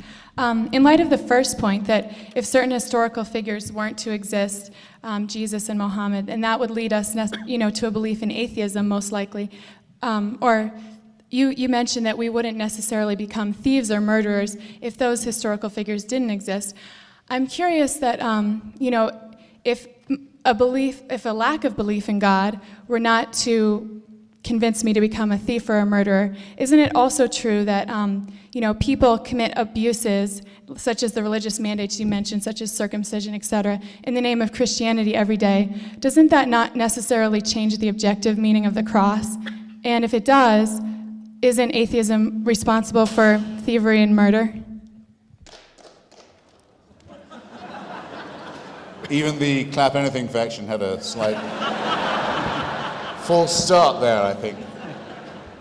They knew what you wanted of me, but I don't. How would this change the meaning of the cross? I throw myself on your mercy. I don't understand the grammar of your question. My basic point is that if, under your understanding of atheism is not responsible for thievery and murders that result from lack of belief in God, then isn't it also true that people who commit abuses in the name of the cross, in the name of Christianity, those abuses don't change the objective meaning of the cross or the heart of Christianity? It depends what authority they think they're obeying. I mean, if the Pope says you must go on crusade, and this is a war for God, and you will be rewarded in paradise if you undertake it. If you believe what the Pope says, I think it's not inconsistent with being a Christian, as I understand it. You are, to me, responsible for all the crimes you thereupon commit. I'm not going to claim more for atheism than it will bear. I mean, you can be an atheist and you can be a psychopath. You can be an atheist and be a sadist. You can be an atheist and be a fascist. It's actually quite uncommon, the latter. Most fascists actually were Catholics, but you can be an atheist and be a Stalinist. In fact, it's almost mandatory the other way around. All it says is you don't believe in God. Now, some people think there shouldn't be a special word for it. I don't believe in the tooth fairy either, or in Santa Claus. I don't have a special word for saying I don't believe that. But wasn't your... There doesn't need to be a special ontological category. But Dinesh is right, and we've actually both stated this in different ways. The original arguments, what is the good, what is the bad, what are our duties to each other, is there a point to our existence? The questions of philosophy. Religion is fossilized philosophy, in my view, but it is still philosophy, with most of the questions left out or claimed to be answered, must be asked. Question from the back, please. May I take a quick shot at it? Hold on, please. All right. Dinesh. See, I think, Christopher, I must say, I think you are in this debate not rising to the seriousness of the issue. When you say religion is the same as the tooth fairy, look. I didn't say that. You said I should no more credit it empirically than I would credit the tooth fairy. Sorry, I said I don't have a special word for saying I don't believe in the tooth fairy. I do have a special word, which I own to, for saying why I'm an atheist or I don't believe in religion. The point I'm trying to get is this. If one makes a list of the greatest scientists of all time, a list that would surely include Copernicus, Galileo, Kepler, Boyle, Leibniz, Pascal, Faraday, Newton, you would find that the vast majority of them believe in God. If you made a list of the greatest philosophers of all time, a list that would surely include Plato, Augustine, Boethius, Aquinas, Descartes, Locke, Berkeley, Kant, Kierkegaard, Hegel, they believed in God. So for you now, writer for Vanity Fair, to say all of this is an illusion and dismiss it without taking it seriously seems to me intellectually a little bit shameful, don't you think so? Well then, I just said, first, I'm beginning to narrow down the HQ of this faction. I mean, do you know more science? I took particular care to say that I don't have a way, in a word, of saying why I don't believe in tooth fairies or any other kind of fairies or anything of the supernatural. But with religion, I say that it's like engaging with philosophy, except philosophy frozen by dogma. Thus, all the original arguments we have are to do with whether or not there's been a supernatural intervention in these questions or not. I also took particular care to say, before you did, that a great number of scientists were subject to one form or another of religious belief. In the case of the greatest one you instanced, Sir Isaac Newton, one who thought that your church was the work of the devil, for example. Your problem, not mine. I don't read Newton for his theological opinions. Newton thought that if you could find the true measurements of the temples in ancient Rimmon and so forth, you'd know more than you could if you'd measured the gravitational field. I don't agree with him. He wouldn't be remembered if that's what he was remembered for. Or he'd be remembered as a crackpot. Same with Alfred Russel Wallace being a spiritualist. However, yes, you're right. I'd give a page of Spinoza for any of those people when it comes, or of David Hume, for any of those people when it comes to reasoning whether or not we are objects of supernatural guidance and divine intervention. You give a page of Spinoza for Plato, Locke, and Kant combined. I maintain that we are not, and that it's a good thing that we are not, because if we were, we would be living under a celestial dictatorship, from which there would be no appeal. That would mean our lives were essentially servile. Now, is that plain? Not do you agree, but is it at least plain what I say and how I say it? Let's go to our friend in the mezzanine. Okay, my question is to both of the speakers. Does religion provide a survival advantage? And either one. And if you do think it provides a survival advantage, that implies it's purely a construct of the human mind. And I mean, I think you can argue both sides, and it might lead you to a problem? Well, I do think that religion provides a survival advantage, but it in no way follows that religion is untrue.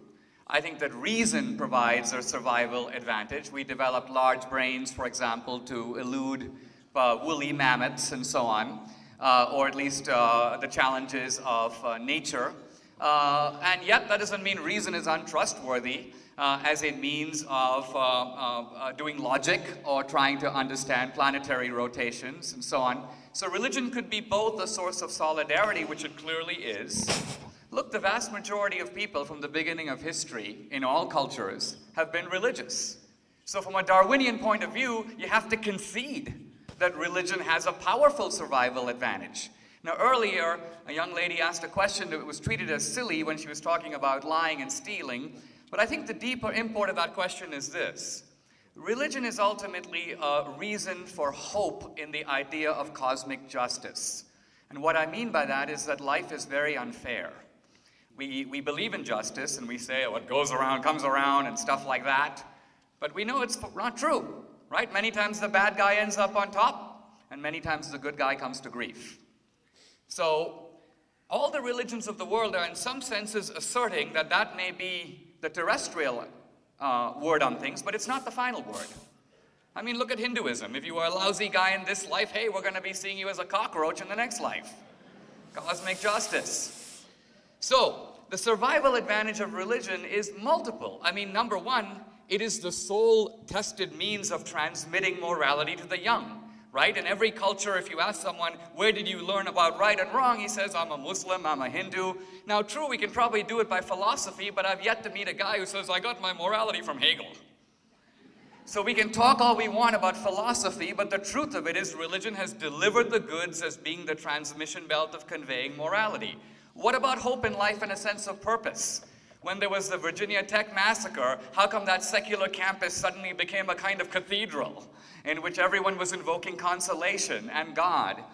In other words, my point is religion, by giving a sense of purpose and meaning to life, by ultimately answering the large questions that science has proved radically incapable of even entertaining. I mean, science doesn't even ask why there is a universe, and only purports to describe how we got a universe. So science is answering, in this case, a very different question than the one posed by religion. So if you imagine two tribes, a secular tribe that basically says we're descended from the amoebas, we've come from nowhere, we're going nowhere, morality is stuff we make up as we go along, and another group of people who believe we're the special creation of God, history has a purpose, your life has a purpose, that even if no one else loves you, there's a God who loves you, and that there is an eternal life to reward the just, which of those two camps is more likely to survive and prosper?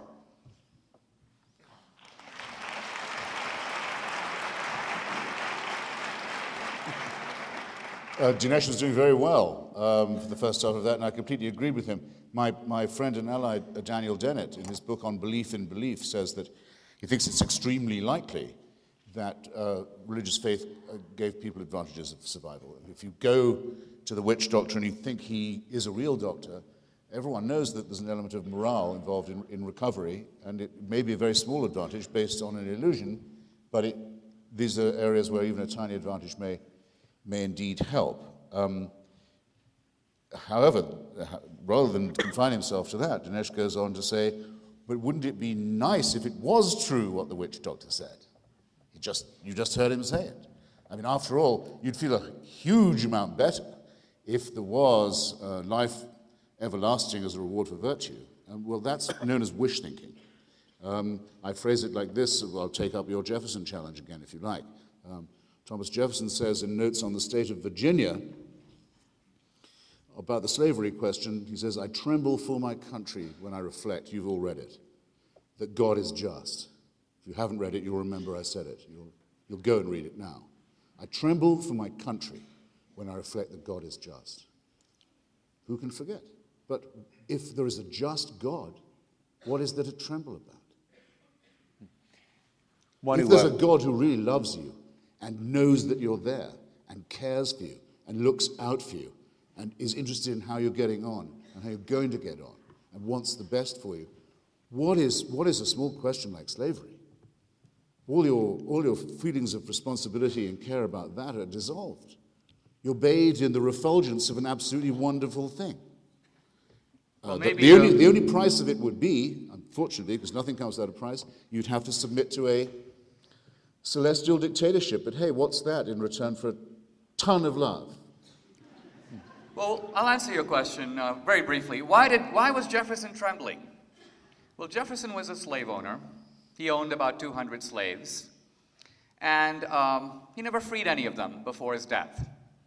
He understood, he didn't have to be told, the tremendous innate power of human selfishness. You don't need theology to explain the slave owner. Slavery is rooted in human selfishness. Jefferson knew that and how powerful that was.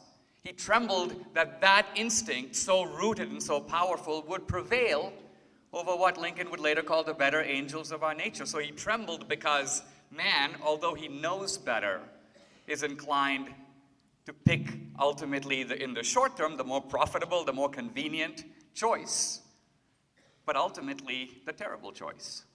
Gentlemen, we only have about 10 minutes before Father Kevin comes back up and declares the winner. So why don't we try to get as many students as we can. Okay, Sir, very quick. Jefferson did free the ones who he'd fathered, and he did free their mother. He freed the ones who looked like him. In the mezzanine? I'm going to ask this question and run because I'm from CSU. This is for Hitchens. You said it is not unusual for people to die for a myth in reference to the Muslims and the Christians. However, don't historians generally agree that all the 12 disciples were martyred and killed, 11 of them? And wouldn't it be much more strange for first-generation Christians to be tortured when they know it's a lie?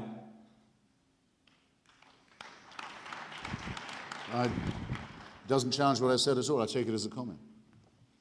No, there's no historian who would say that, by the way. No. It's not, these things are not historically established.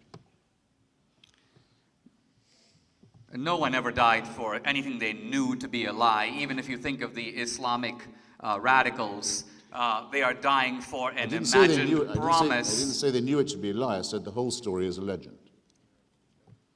But if the whole story is a legend, then the early Christians, having no basis for it, may have been under another impression. I can't know the subjective views of somebody else. I don't. It's the same as someone saying they saw the stigmata. If I wasn't there, I can't say to them, they didn't. I can only say, I think it's much more likely they were under misapprehension. Exactly. Well, we're talking about plausibility of motive here. And, yes. you know, for example, Paul, in discussing the issue of Christ's death, says that he has 500 witnesses. He says some of them are dead, but some of them are alive. And this is, by the way, in a book written about 30 years after the crucifixion. So my point is, we're talking about historical documents in historical time, and we're trying to attach motives and plausibility to them.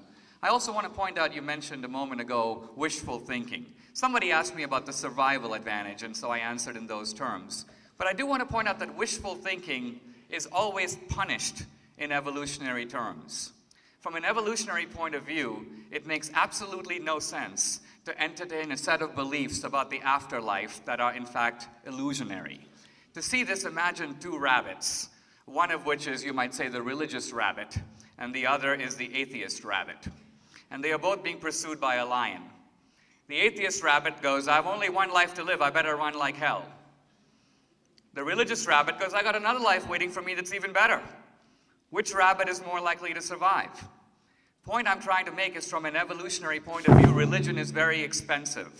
People who much poorer than we are built pyramids and cathedrals. They invested a lot of money in this. My point is, why would these things survive if they were illusions? Why wouldn't evolution encourage atheist points of view to survive? Because they are based on a more hard-headed assessment of the world in front of us. That's a good question. Answering it in reverse, and assuming the question is to me, and trying not to take up too much time, the huge majority of people in the educated, developed world have become at least secular.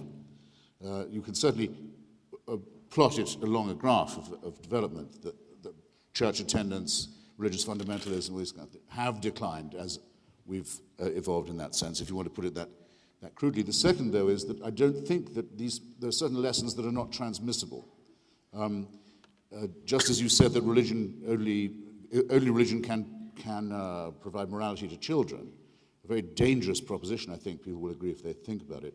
Anyone who does think it might want to look at Mary McCarthy's Memoirs of a Catholic Girlhood, for example, when she was told by her priests at the age of 9 that her favorite uncle was going straight to hell because he was a Protestant. That's not teaching children morality.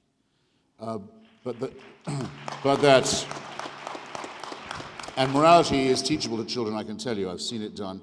I won't say I've done it myself, but I've seen it done without recourse to the supernatural. But that certain lessons have to be learned by each generation, each time. Every generation has superstitions to combat.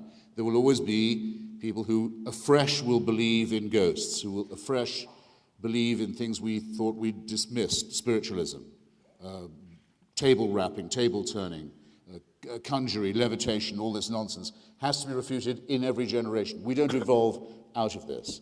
It's an argument we have to have anew every time, as we do the argument about whether or not there is a supernatural dimension instead of a philosophical one, and you now know which side of that I take. To everybody in line, we know you've given your questions a lot of thought. It takes real courage to get up there, but we're just flat out of time. I apologize. Blame me, but we wanted to give... Maybe take one more. Well, I was It'll just give us going to a say... chance to wrap up. Well, I was just going to say, wanted to give you each a chance to wrap up. I'd rather have a question, I really would. Okay. Because we both, I think, would have to be acquitted, couldn't be acquitted of having given rather long answers. Which is great. And gentlemen in the front, if you'd be kind enough, and we're grateful for it, to defer to student, appears to be an underclassman, I may be wrong. Thank you for your indulgence on that. Sir, you'll be the last question. All right, I'm a student from CU. My question is from Mr. Hitchens. If we use the scientific method to test the power of prayer, and there was enough evidence for the scientific community to create a theory about it, would you consider the existence of God? Well, there are two answers to that question. One is that this has actually been minutely studied, and you can read the findings, the study of intercessory prayer, that's to say, prayer that is designed to affect an outcome, in other words, to make someone in hospital get better. And it's been found, I used to think that they would find there was no effect of it at all, which was what was found, with one slight variable, that very often the person being prayed for the most did slightly worse. The reason being that they felt bad for all the people they knew were praying for them, and the fact they weren't getting any better. Although I'm just saying, if the scientific community had well, enough I'm just saying. evidence, would you Well, you're personally asking me if my aunt had bollocks, would she be my uncle? Yeah. My answer to the question is, if she did grow testicles, I think she still wouldn't be my uncle. The British royal family, I was raised an Anglican, as you may possibly guess. The British royal family has prayers mandated for it to be said. Prayers every single day by every single Anglican in every single service. Prayers for that family, okay? Have you read about the doings of this family lately? The most prayed for family in the world. I would take that as the control experiment if I was you. I'm so glad you asked. I'm not saying that we've done it yet, but if Let me take a shot. If you're saying what would it take to convince me, okay, I won't be frivolous.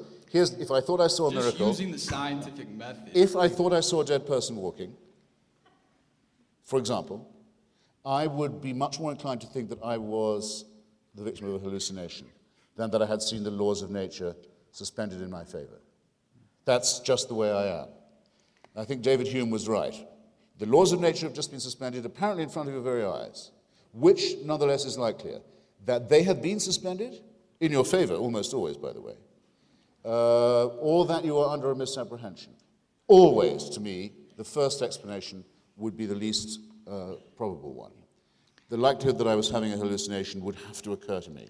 Of course, it wouldn't occur to me if I was undergoing a hallucination, but that's how these ideas get spread around. The problem is that we don't have final knowledge on what the laws of nature are. If at the time of David Newton and the time of David Hume, you had said to him, light is both a particle and a wave, he would say that that was contradictory. If you had described to him even the most elementary operations of computers or quantum mechanics, he would have dismissed them as ridiculous. That's not because these are contradictions of the laws of nature. They are, in fact, the laws of nature unknown to David Hume. The question that you asked, I think, is very powerful because you didn't say, you weren't claiming an empirical proposition. You were really asking Hitchens a different question. Is your mind open to being changed? If evidence shows one thing, are you willing to change your mind? To which his answer was a resounding no. No. He started at the other end. He said, suppose the scientific proof occurs. Yeah. And I had to say what I thought the probabilities of that were, and I hope with how sufficient... many tests have there been done? Now, wait a minute. You've got one more chance to put those paws together. Are you going to take it or not? The hardcore? No, No, I didn't say Let's anything. take a final question, if I we did can. say how my mind works, not how it would be changed. I would still say, faced with a supposed miracle, it's much more likely that I'm under a misapprehension. Now, it is an absolute slander to say of David Hume that confronted with evolution of scientific method, based on what little he had known of it, projecting it exponentially or in any other way, that he would have said, no, that can't be right because I don't know about it. That is totally to misunderstand the way that Hume thought and wrote, utterly to misunderstand the whole proposition of skepticism. The gentleman have asked to finish with the question. Sir, would you be willing to defer to the student behind you? Sure. Thank you very much. Really appreciate it. I know you've waited a long time. I am a student. Pardon me? I am a student. Let her rip.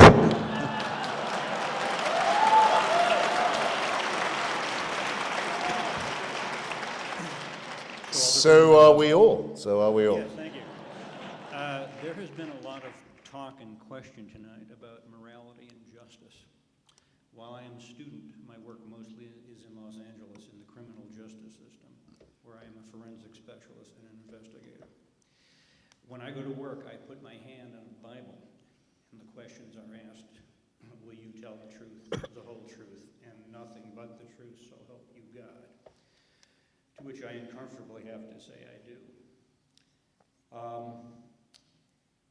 In those trials, most of which are murder trials and capital Sir, trials. I do apologize, but they're going to turn the lights out on us. Is there a question? Give me very quickly. Great.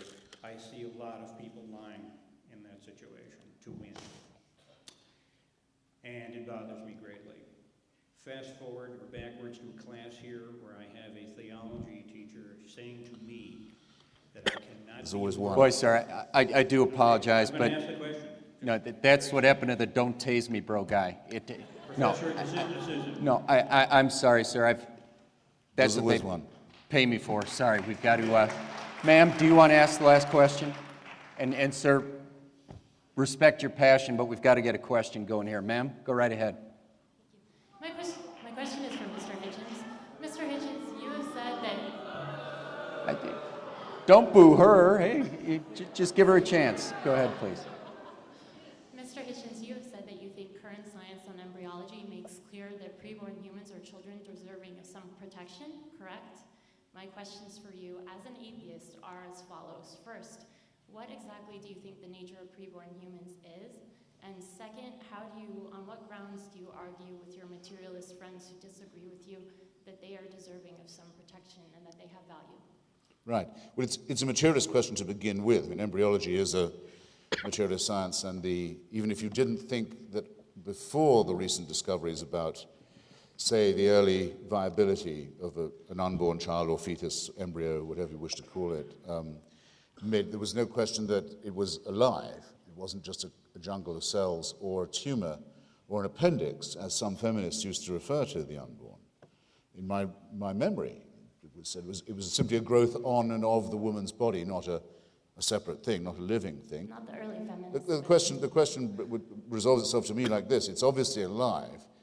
There's an element of casuistry in asking, well, what kind of alive is it? I mean, if it's a life, it must be a human one. It can't be a non-human or inhuman one.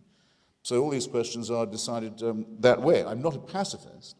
I don't think that there are no circumstances in which a human life can be taken, or the balance of one life doesn't have to be measured by all kinds of means against another. But I think that it's extraordinarily objectionable to exclude the occupant of the womb from this, as if they weren't candidate members of the human race.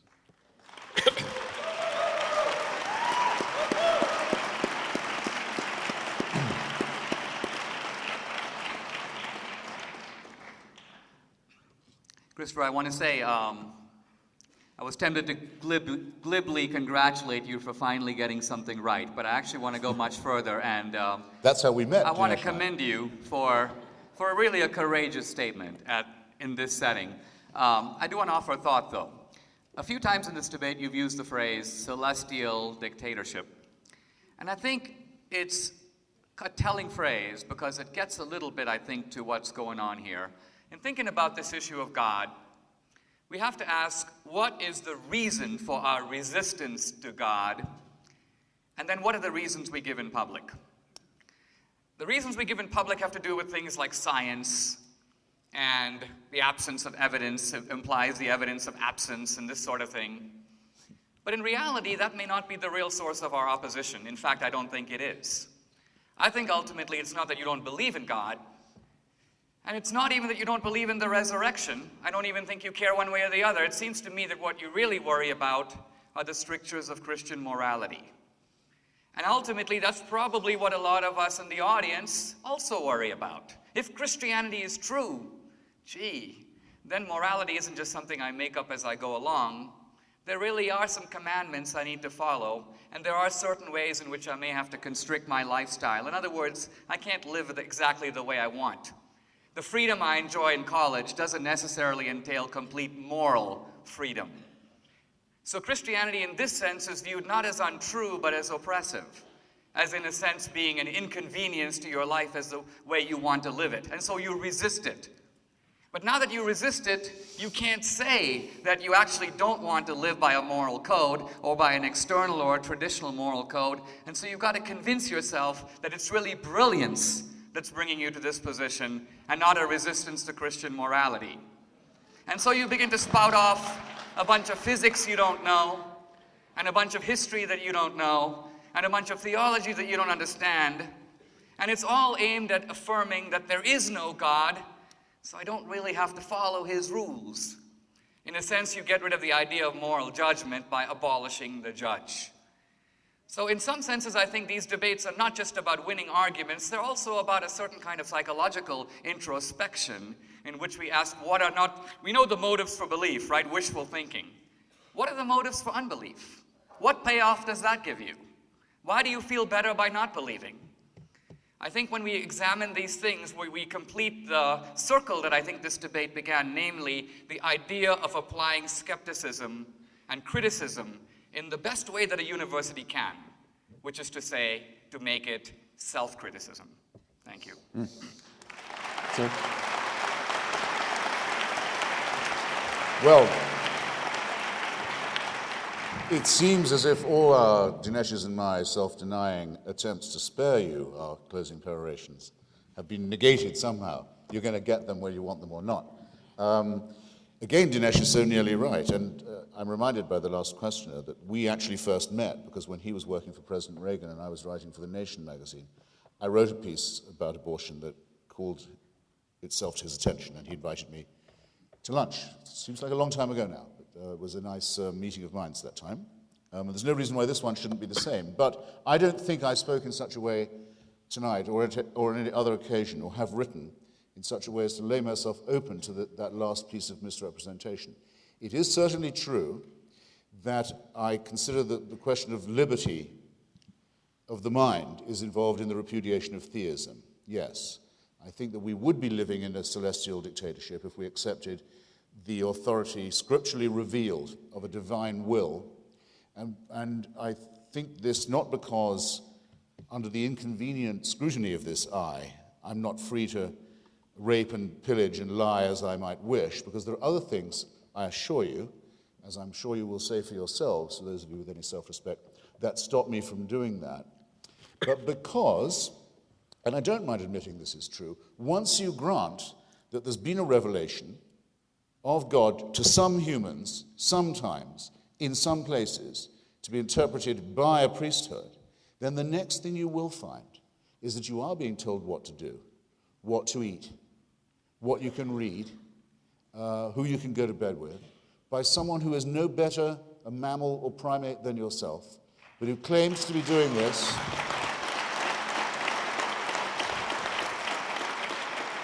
who claims the right to run your life and your sex life and your mind and your reading matter in the name of God. And I won't have it, okay? And the next thing they'll tell you, the next thing they'll ask you for, the next thing, just be a little thing, is, well, go and live on this piece of someone else's territory. God wants you to settle it. The next thing will be, you're called to holy war now because we can't coexist with the infidel. The next thing will be that. Let it in once, and you let it in, all of it.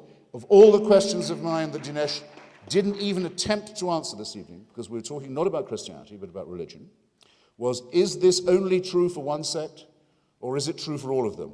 If it's only true for one, on what grounds is that the case? If it's true for all of them, where would that leave us as a species? Think on these things, ladies and gentlemen. Think on these things as you go home. Thank you.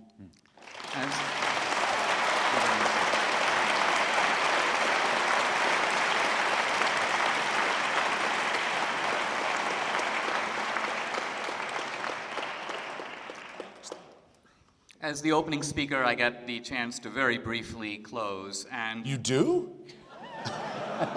These are some very old rules. They might be Christian rules, but they also have been embedded in Western civilization for a long time. Calling a lot on my Christian forbearance. Besides, they're on our program. I'll be very brief. First of all, I do want to say that that statement I made a moment ago was not directed at you. I was actually doing something that is traditionally done in debate. I was actually turning the camera to the audience, and I was actually asking, particularly young people, that we know that college is the time when many people who are raised with religious beliefs relinquish them.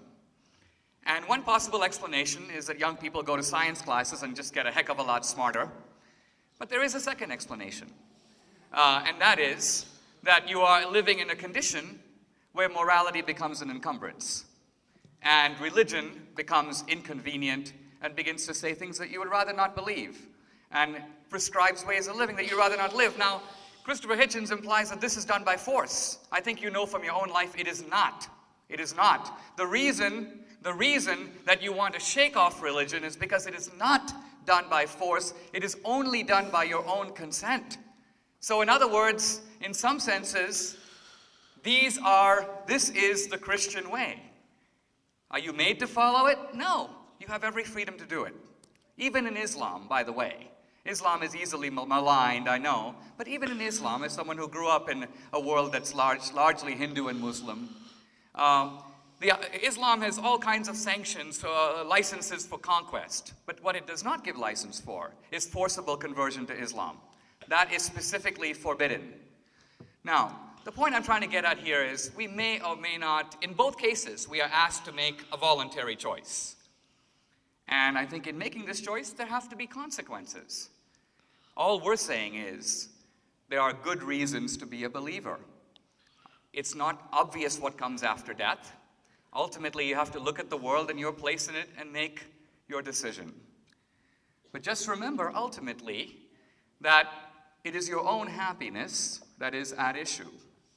And it's the claim of religious believers, not that you are forced into it, but that if you accept it, ultimately you live a more complete, a more balanced, a more decent, a more just, and yes, a more happy life. Thank you very much.